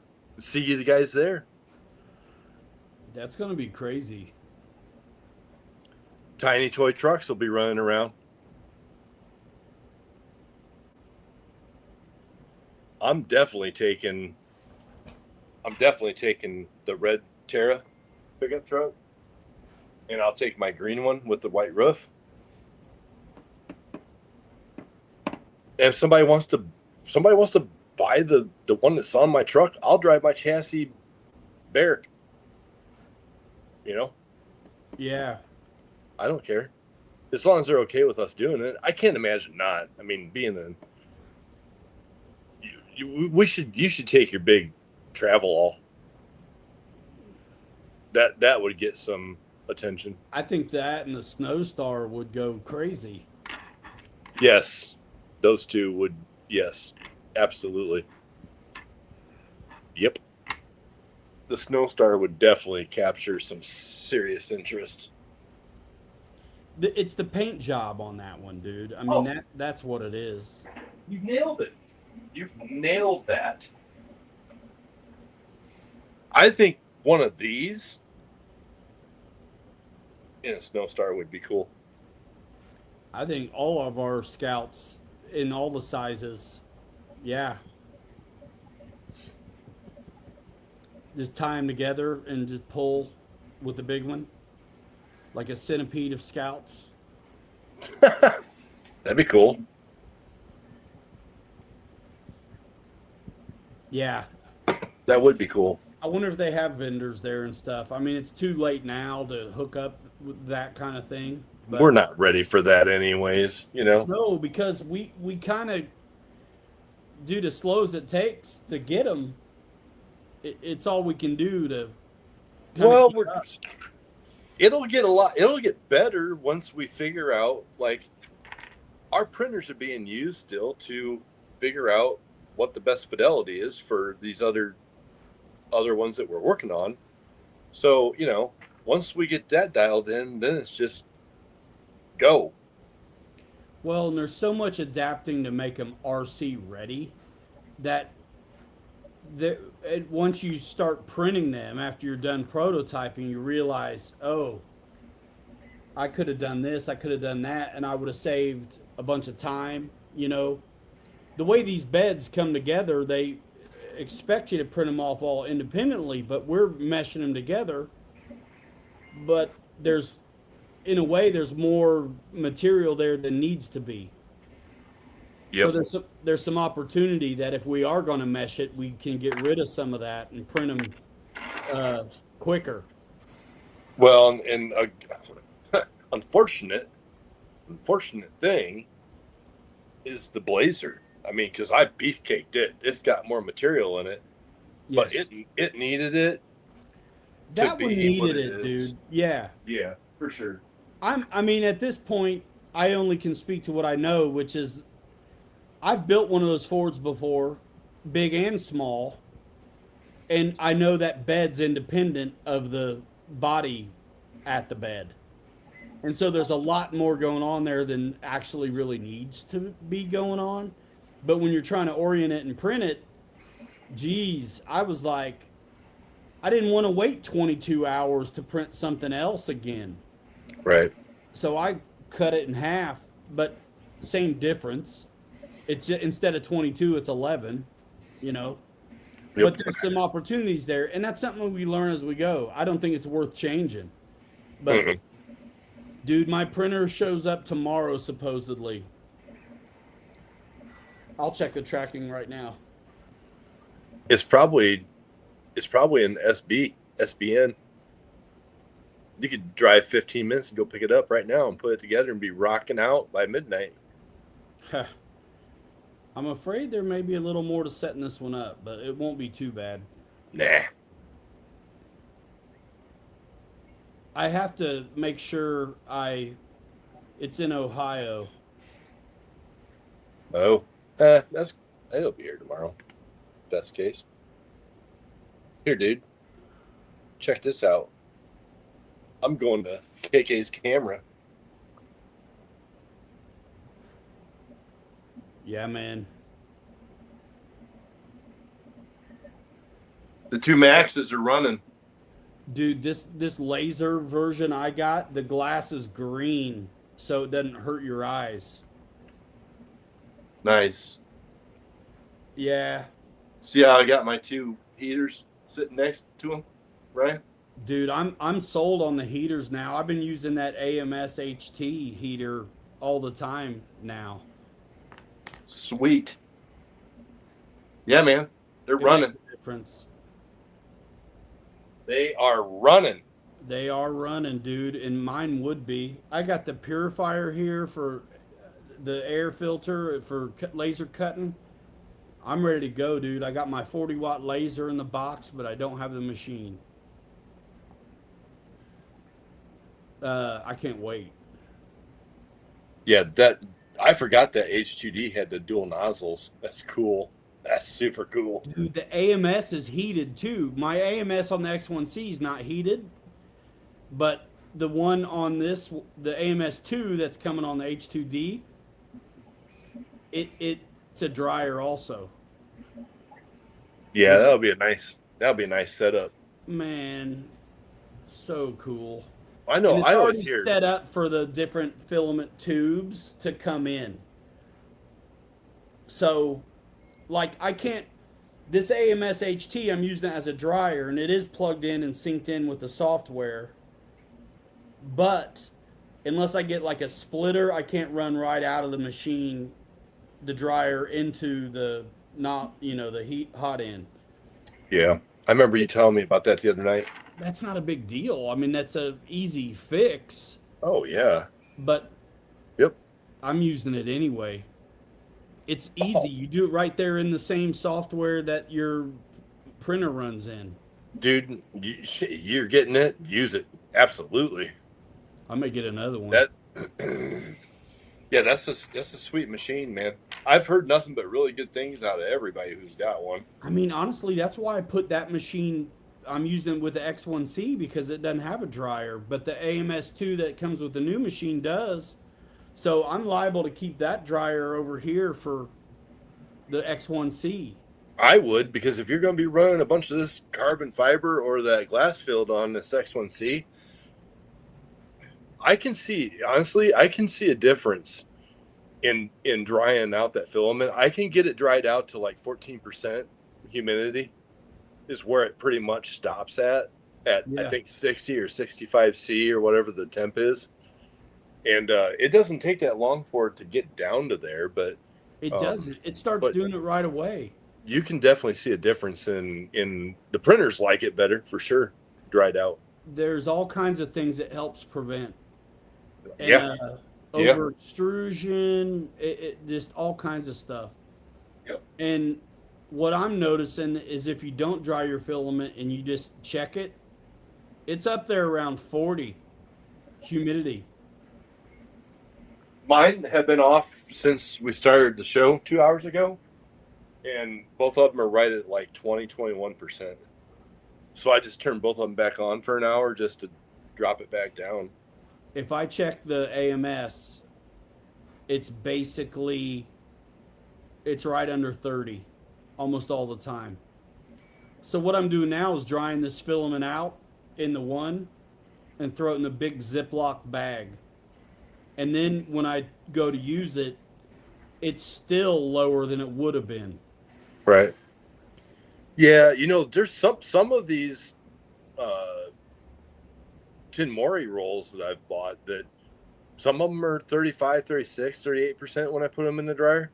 And there's a couple of them that I've opened that have been, mid 20s.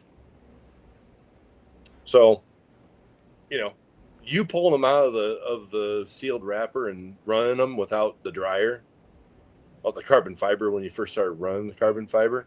Yeah. I thought, man, 'cause I keep seeing everybody saying, "Oh, you got to dry it for 6 to 8 hours," and I'm Honestly, it like, I was don't fine. see it. Yeah, right. It was fine, but it's better when you do. Yeah. Yep. When you have adhesion problems or sporadic delivery of the filament, that's why. It's the moisture that's in there burning off. It's just not even. It's hard to tell, I think, the difference for most people. You don't see that it's a problem until you don't have adhesion or it's starting to not extrude right. Yep. And like I told you earlier, talking about bed adhesion, I wound up ordering another PEI plate for my old K1 Max because I've been running that. I've had it for a year and a half now, 2 years. Let me ask you something. It's got the smooth plate on it, which I like for certain things. But now since I got this PEI plate on the new one, dude, it holds so much better, especially with this bigger stuff. Bro, I've got a smooth plate. I very rarely use it. Very rarely. There's a calibration that happens at the back of the plate with the nozzle. Right. I've about wore through the plate. Yeah, mine's pretty much about wore through. It's crazy. Yep. What I was going to ask you was on that Blazer halves that failed, was there supports under those butt joints that was down on the plate? Was it like flat?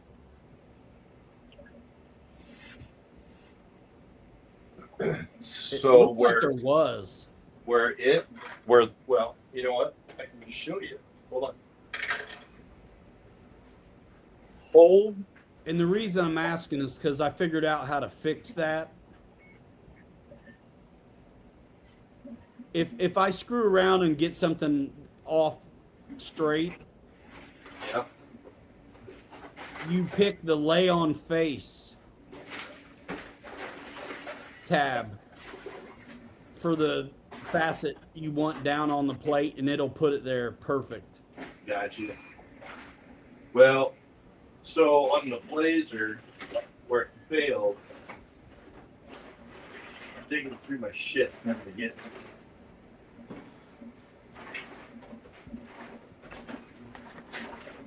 Where's the other half?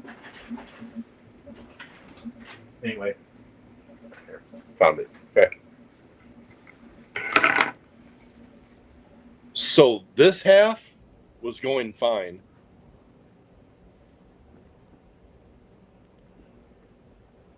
There was absolutely nothing wrong with this half. And it was laying down on which side? That was the bottom. Okay. Okay. But this half was fine. Nothing wrong with this one. This would be the back.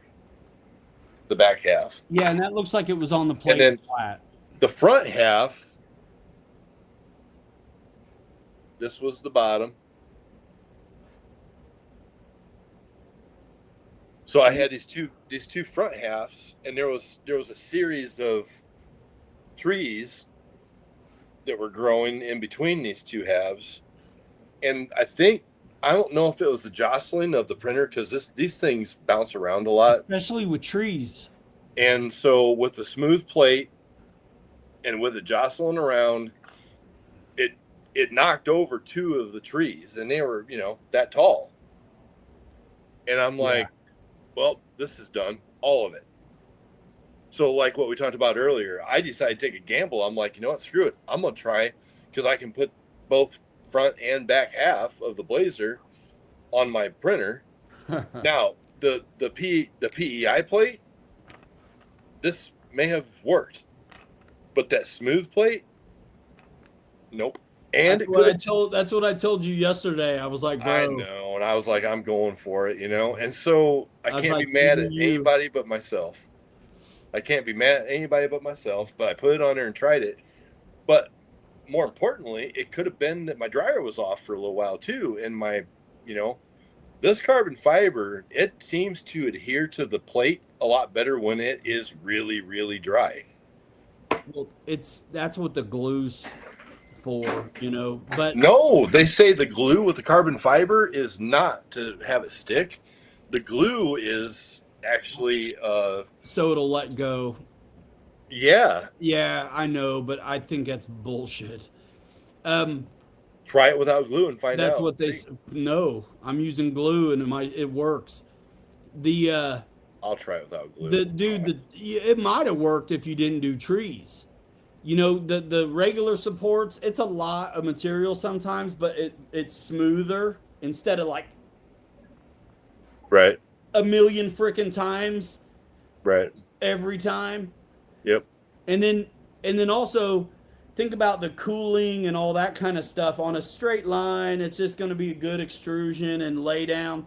And then on a if one thing gets off a little bit, when if something gets off on a whole line, you got the rest of that line to hold it in its spot.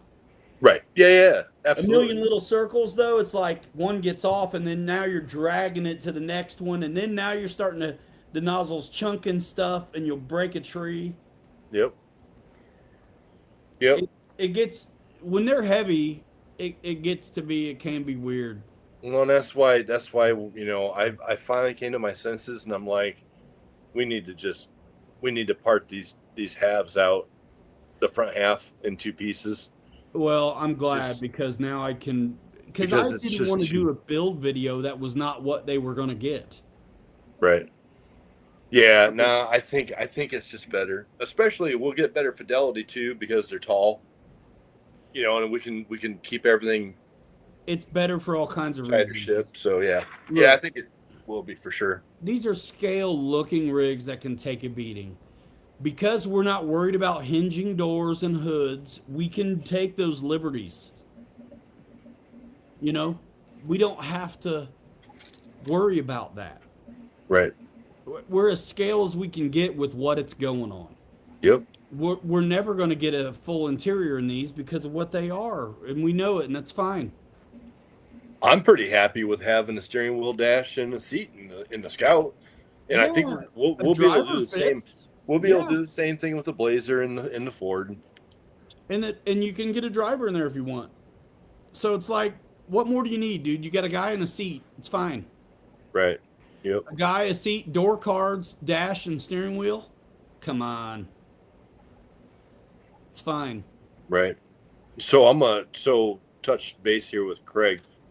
So sorry to hear, man, that you went to the doctor and you're going through the shit that you are. Oh man. You know what? And now they're talking about light sport, and unless they've changed the rules, I have always known it to be that if you fly a light sport aircraft without a medical and you have medical issues, you keep flying light sport. If you go and get a medical and you're flying light sport, and then you go back after your medical expires to get a new one and you fail it, then they're going to cut you off of light sport flying. That's always been the way that I've understood it. So if I'm wrong, tell me. But I just saw Jay Woody's asking Craig about that. And yeah, it sucks. Sucks. It does. So sorry. Dude, I saw all the videos from Oshkosh this year, and Bree's like, "Oh, when you want to go to Oshkosh?" And I'm like, "You know, honestly, I'm like, my dad's 84. He can't walk anymore. I'm like, he would kick my ass if I went to Oshkosh without him. So, no, not anytime soon." Dude, I used to go every year, and then I hadn't gone for many years. And I went with Motion when I was Mm-hmm. there. Mm-hmm. Bro, I was hoarse at the end of every day. We had quite a display. It was pretty awesome. And then talking over all the jets and all the aircraft that are flying around Oh, over all that all the all time. day. Yep. It Yep. was fun. Yep. Nah, it's Oshkosh is awesome. Gosh, so fun. Yep. Fun Now place they to go. call it Air Venture. Yeah. Yep. EAA Air Venture. I remember being a little kid sitting in the back of that T6 and saw where it said experimental on the inside of the, back seat, the fuse.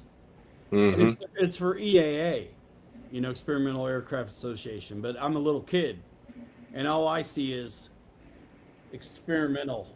I'm like, is this okay? Like, are we all right to be up in this? Like, what do you mean? I thought this thing was old. They don't know if this works yet. What's happening? That's funny, man. That is fun stuff. It is. Gosh, I remember being, I don't know. I mean, I was pretty young, but I remember it barely. Art Scholl flying the Super Chipmunk. I got a poster of that. Standing up, doing the flyby, standing up with the canopy open, Bro, like, I still have the poster from that year. He signed crazy. it. Nice. Yeah. Yeah, man, I remember that like it was like yesterday. Yeah, man. Jay Woody, yeah, I don't mean to rain on anybody's parade, but I think that's the way that the regs are set up, honestly. Yep. Because one point my dad was wanting to do light sport, and I'll be right back. Yeah, that's fine. And he was wanting to get into the light sport thing, and he looked into the regs on that, and I think at that point he was questionable whether he could pass a medical or not. And so I told him, I said, if you're going to get into light sport, you're better off not to go get your medical or try to get it, because if they ground you, and then you're going to be screwed all the way around. So I think that's how the regs are set. Like I said, I could be wrong, but it's been a while since I've looked into that. Hell, what do I know? I'm over here 3D printing tiny trucks and drinking coffee at 9:15 at night. Who knows? So, Craig, if you're still in here, what light sport aircraft have you been flying, or were you planning on flying?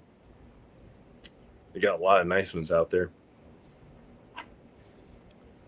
A lot of nice ones. Yeah, one of these days, speaking of flying, I'm off to get Ryan out. We're going to have to go find a field someplace to go fly some planes. It's been a while. I think the last time I flew an airplane was when Ryan and Bobby and Kirk and I were all out at Tri Valley one afternoon, and I flew my Kristen Eagle for the first time. And it was the last time I was there, or up in the air. Can you get a pre-medical exam to see if you can pass the real exam? That's a good question. I don't know. I do not know. I usually avoid the Federal Aviation Administration with all costs. One time I was flying. Well, I used to fly for a living and just flew a 310 around all over the place, and we did a lot of high altitude surveillance for government projects. And we were en route from, I think it was Baton Rouge, back down to Houma, Louisiana. And something caught my eye. I looked up over the instrument panel, and we were flying into a flock of turkey buzzards. And I may have mentioned this one night on here. I got pictures from the strike, but yeah, we had about, they estimated it like a 40-pound turkey buzzard that hit the leading edge of the wing about perfect halfway between the engine nacelle and the 50-gallon wingtip tank, and put about 2.5 foot wide hole by about a little over a foot deep right back into the spar. It actually bent the spar, the forward spar on the 310. And yeah, it was pretty crazy. But the feds were they were calling me on a weekly basis wanting to know an update on the aircraft. So when the aircraft got fixed, I actually was the one that went and got it. It was at Mountain Home, and we made a trip down to Louisiana, and I think I was coming out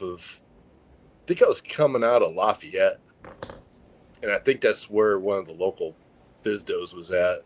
And the lady that was calling me nonstop, it was her voice on the radio, and she wondered how the airplane was flying. And I said, pretty good. She's like, you coming back here today? I said, nope, we're heading home. I will avoid, yeah, never got ram checked either.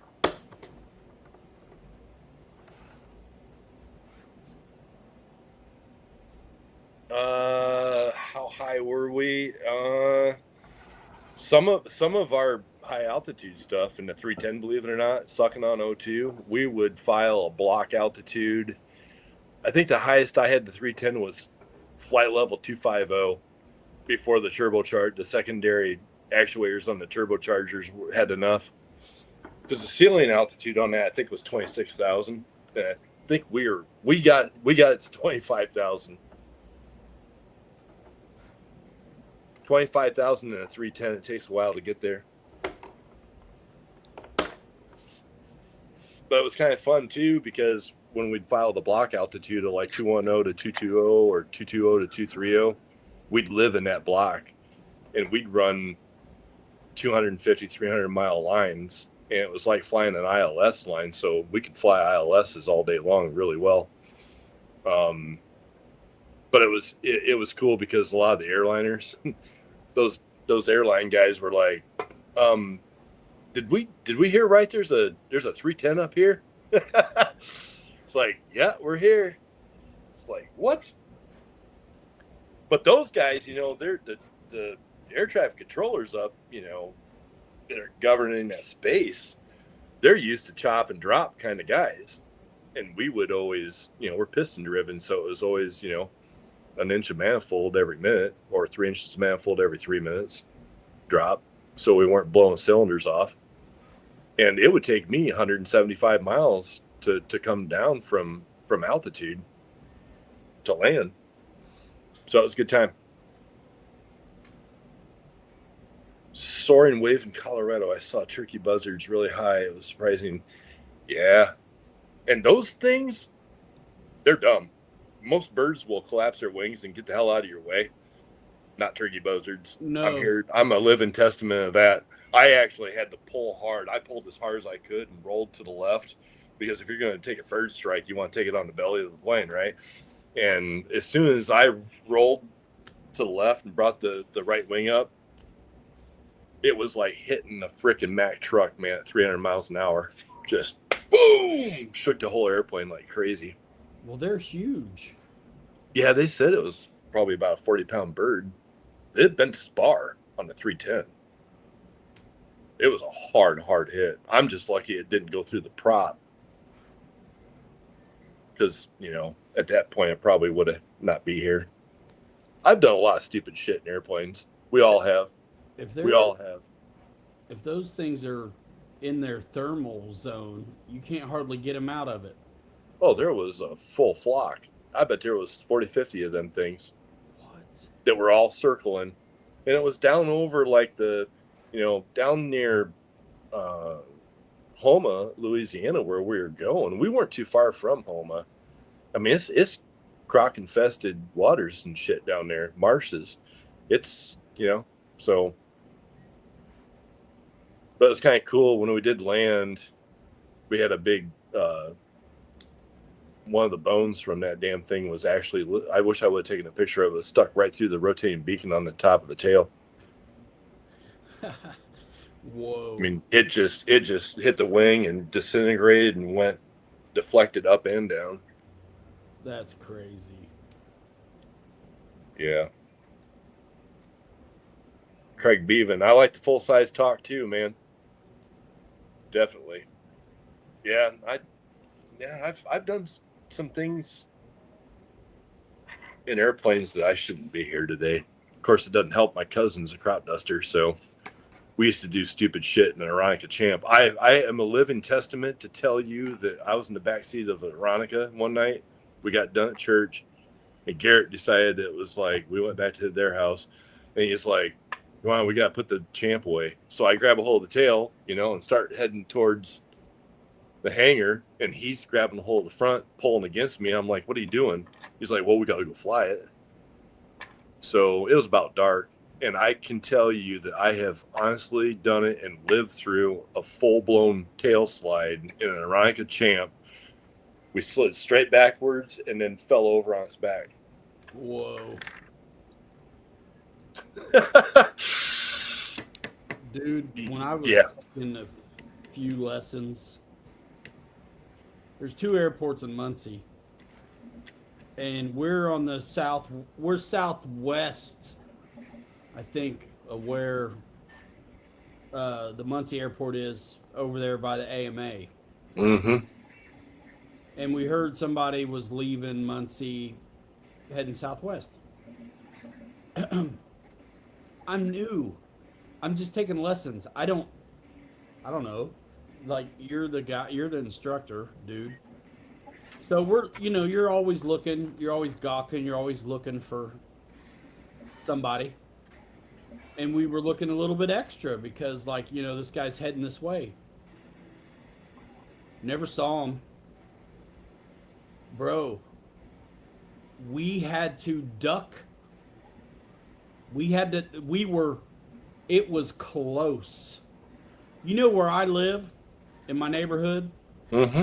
And when you turn in, there's a stop sign there by the pool. Mm-hmm. It's just a house or two down from where I am now. Mm-hmm. We were that close. I believe it. We had to, they were coming this way and we were this way.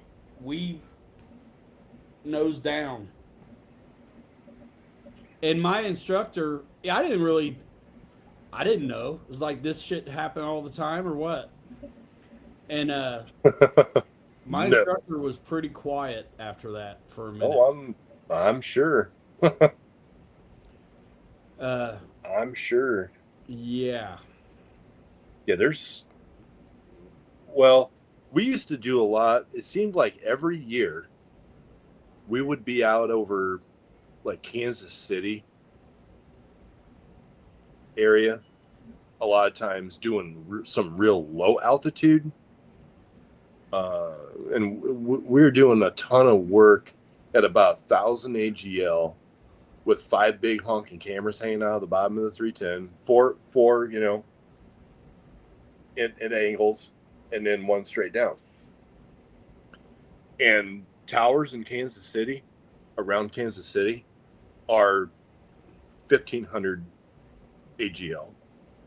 And there were times that I would stop a line and break off because I'm like, that tower is taller than what we are. It depicts it on the map that we had to actually, at the end of the day, select certain flight lines and send them off back to the home office and go, you guys we need to fly these lines, but you need to get me up higher because you put me 100 foot over the top of this antenna.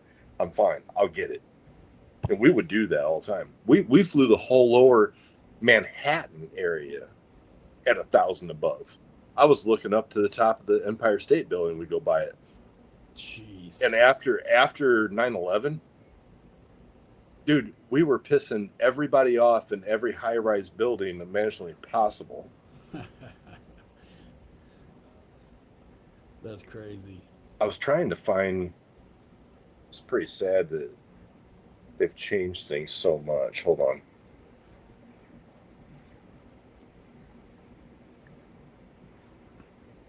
Oh, here we go. Dude, I used to take those lessons at Reese, and I would have a model in the back of the car. And how can you not if the AMA's next door? Right? Exactly. And then I'd go fly the same lesson with the model. S turns over the street, like all Yep. that business. Wow. There's the George Washington Bridge in Manhattan. That's how low we were flying. Jeez. That's over the Hudson River. Sully. Let's go. Yeah, I actually have a picture of what I would assume he probably saw, but it's going the wrong way. This is south. This is looking northbound. Oh, wow. That's looking northbound. Dude. That's how low we were flying over the Hudson River, bro. We were down, I think, 400 AGL, 300 AGL, something like that. And I did a 90-degree turn over the top of the Statue of Liberty because there's a corridor there you can stay out. You don't have to talk to anybody. And we would get kicked out. We would literally get kicked out of the Class B airspace because we had 2 pilots on board for that project at all times because we would have 4 Class Bravo radio freak changes in 7-mile line. And it was a lot of radio work and a lot of pre-flight talking on the ground on the phone with ATC guys at all the towers, sending them all of our flight plans, all of our maps, what we were going to be doing, what turns we were going to be doing. I mean, it was like everything, and it was absolute chaotic. That's the shot I took over the top of the engine nacelle. Jeez. Yeah, man, we were ticking everybody off in New York City. Jay Woody, yeah, we did. We would give everybody the flight lines, and we would fly exactly to that. But there was a lady at LaGuardia when it happened every day, and it pissed me off so bad. Every time she would get on the radio, she'd be like, "One for Quebec, state your intentions." I'm like, "One for Quebec. You have all of our maps. We're on flight line, blah blah blah, and we're making right-hand standard turns, north and south." And she was like, "Squawk 1200, drop to 300 or 400 feet AGL, and you're out of my airspace. Bye." And we were done. She'd just kick us right out. Jeez. Yeah, it was good times. My grandpa would rip that T6. Not far from where a school marching band would practice. And I mean, he was giving it the business. And all the kids are supposed to be practicing and marching and stuff, and they would stop to Yeah, I'm sure. And so they called the airport and was like, "Can he do that somewhere else?" You're causing it. You're making a commotion and disturbance. Uh-huh. Oh, you know what? I got to switch back. I have a funny feeling he meant to, Oh, yeah. Every pilot likes to cause a disturbance with full pitch on the prop. Bro, T6 making a racket, doing aerobatics. I mean, hello. That's what a turkey buzzard does. Jiminy. Is that the leading edge of what? The 310 wing between the right engine nacelle and the 50-gallon fuel tank and tip tank. Jeez. Yeah, man. There's another shot of it. You can see the main gear down there on the ground. Goodness. A bird, bro. Foam tack. Yeah, right. Little foam tack, man. Some business cards and that silver tape, dude. You're in.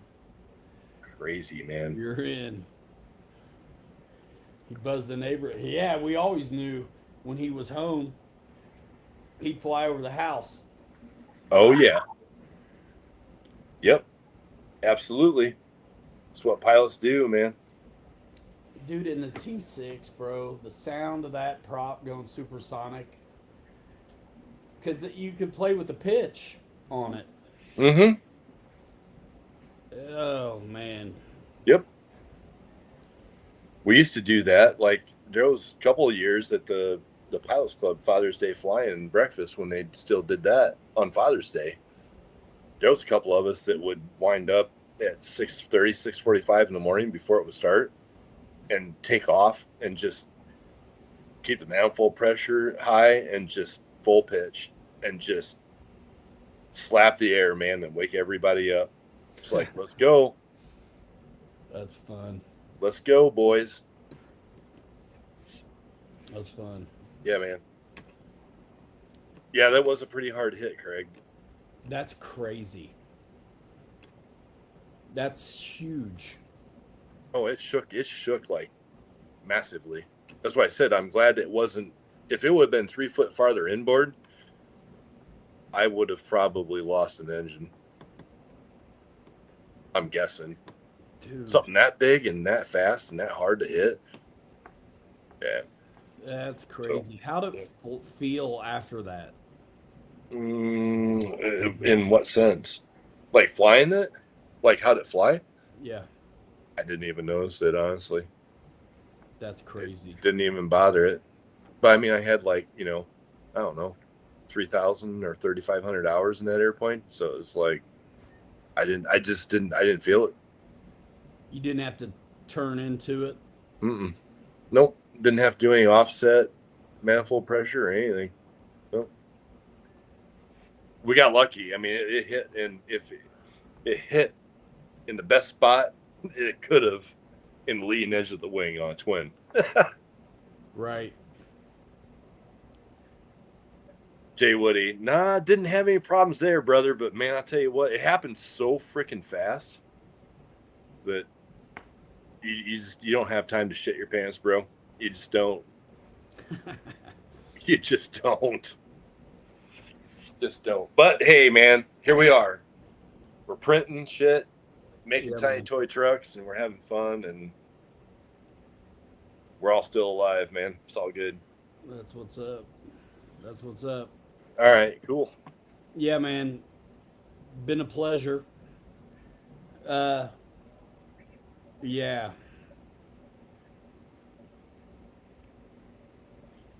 We might have to manually 45 those for a minute. Well, there's only, like, me personally over here that are going out the door. Let me think. Right now, I only have one that I would have to do that to. I got 3. Yeah, I only got one. There's another one burning right now. Yeah, me too. So I got like 4. I can do that too. It's minor. Yeah, super minor. And the melt looks better than a cut does. Yeah, because you clean the melt up. Well, it's kind of nice because if you do it right, you can actually sculpt it and meld it into the honeycomb and actually fill it. Yeah, exactly. Yeah.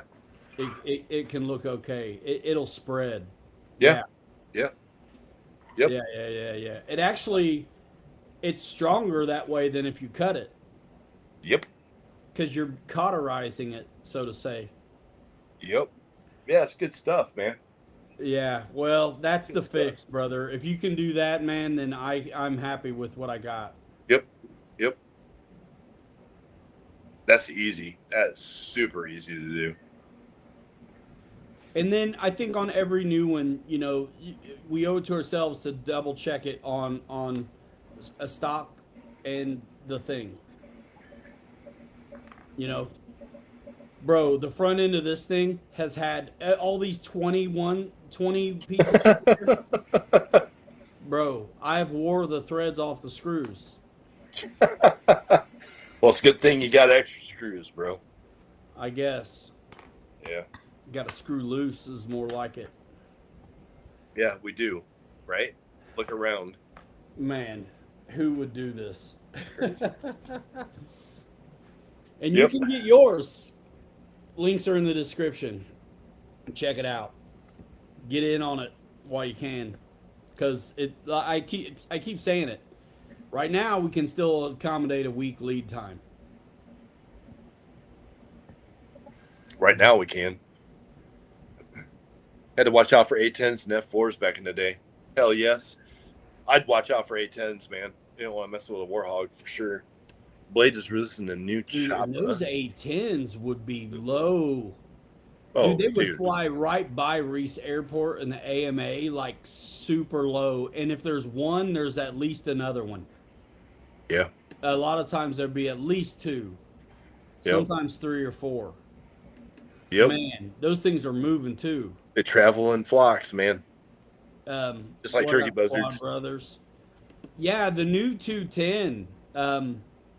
That's a nice. That's a nice heli. That's a nice little heli, dude. Ethan did.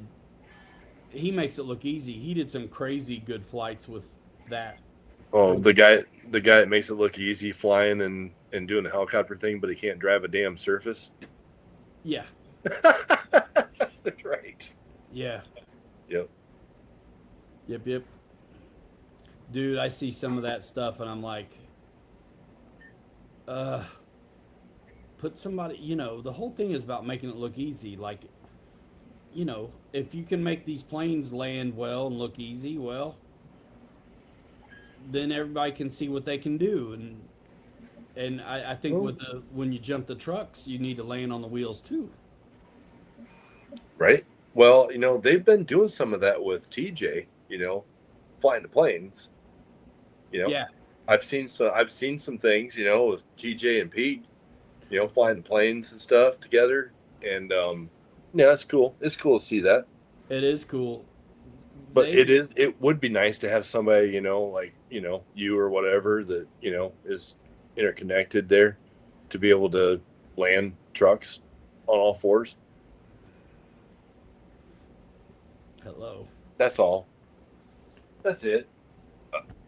It's cool.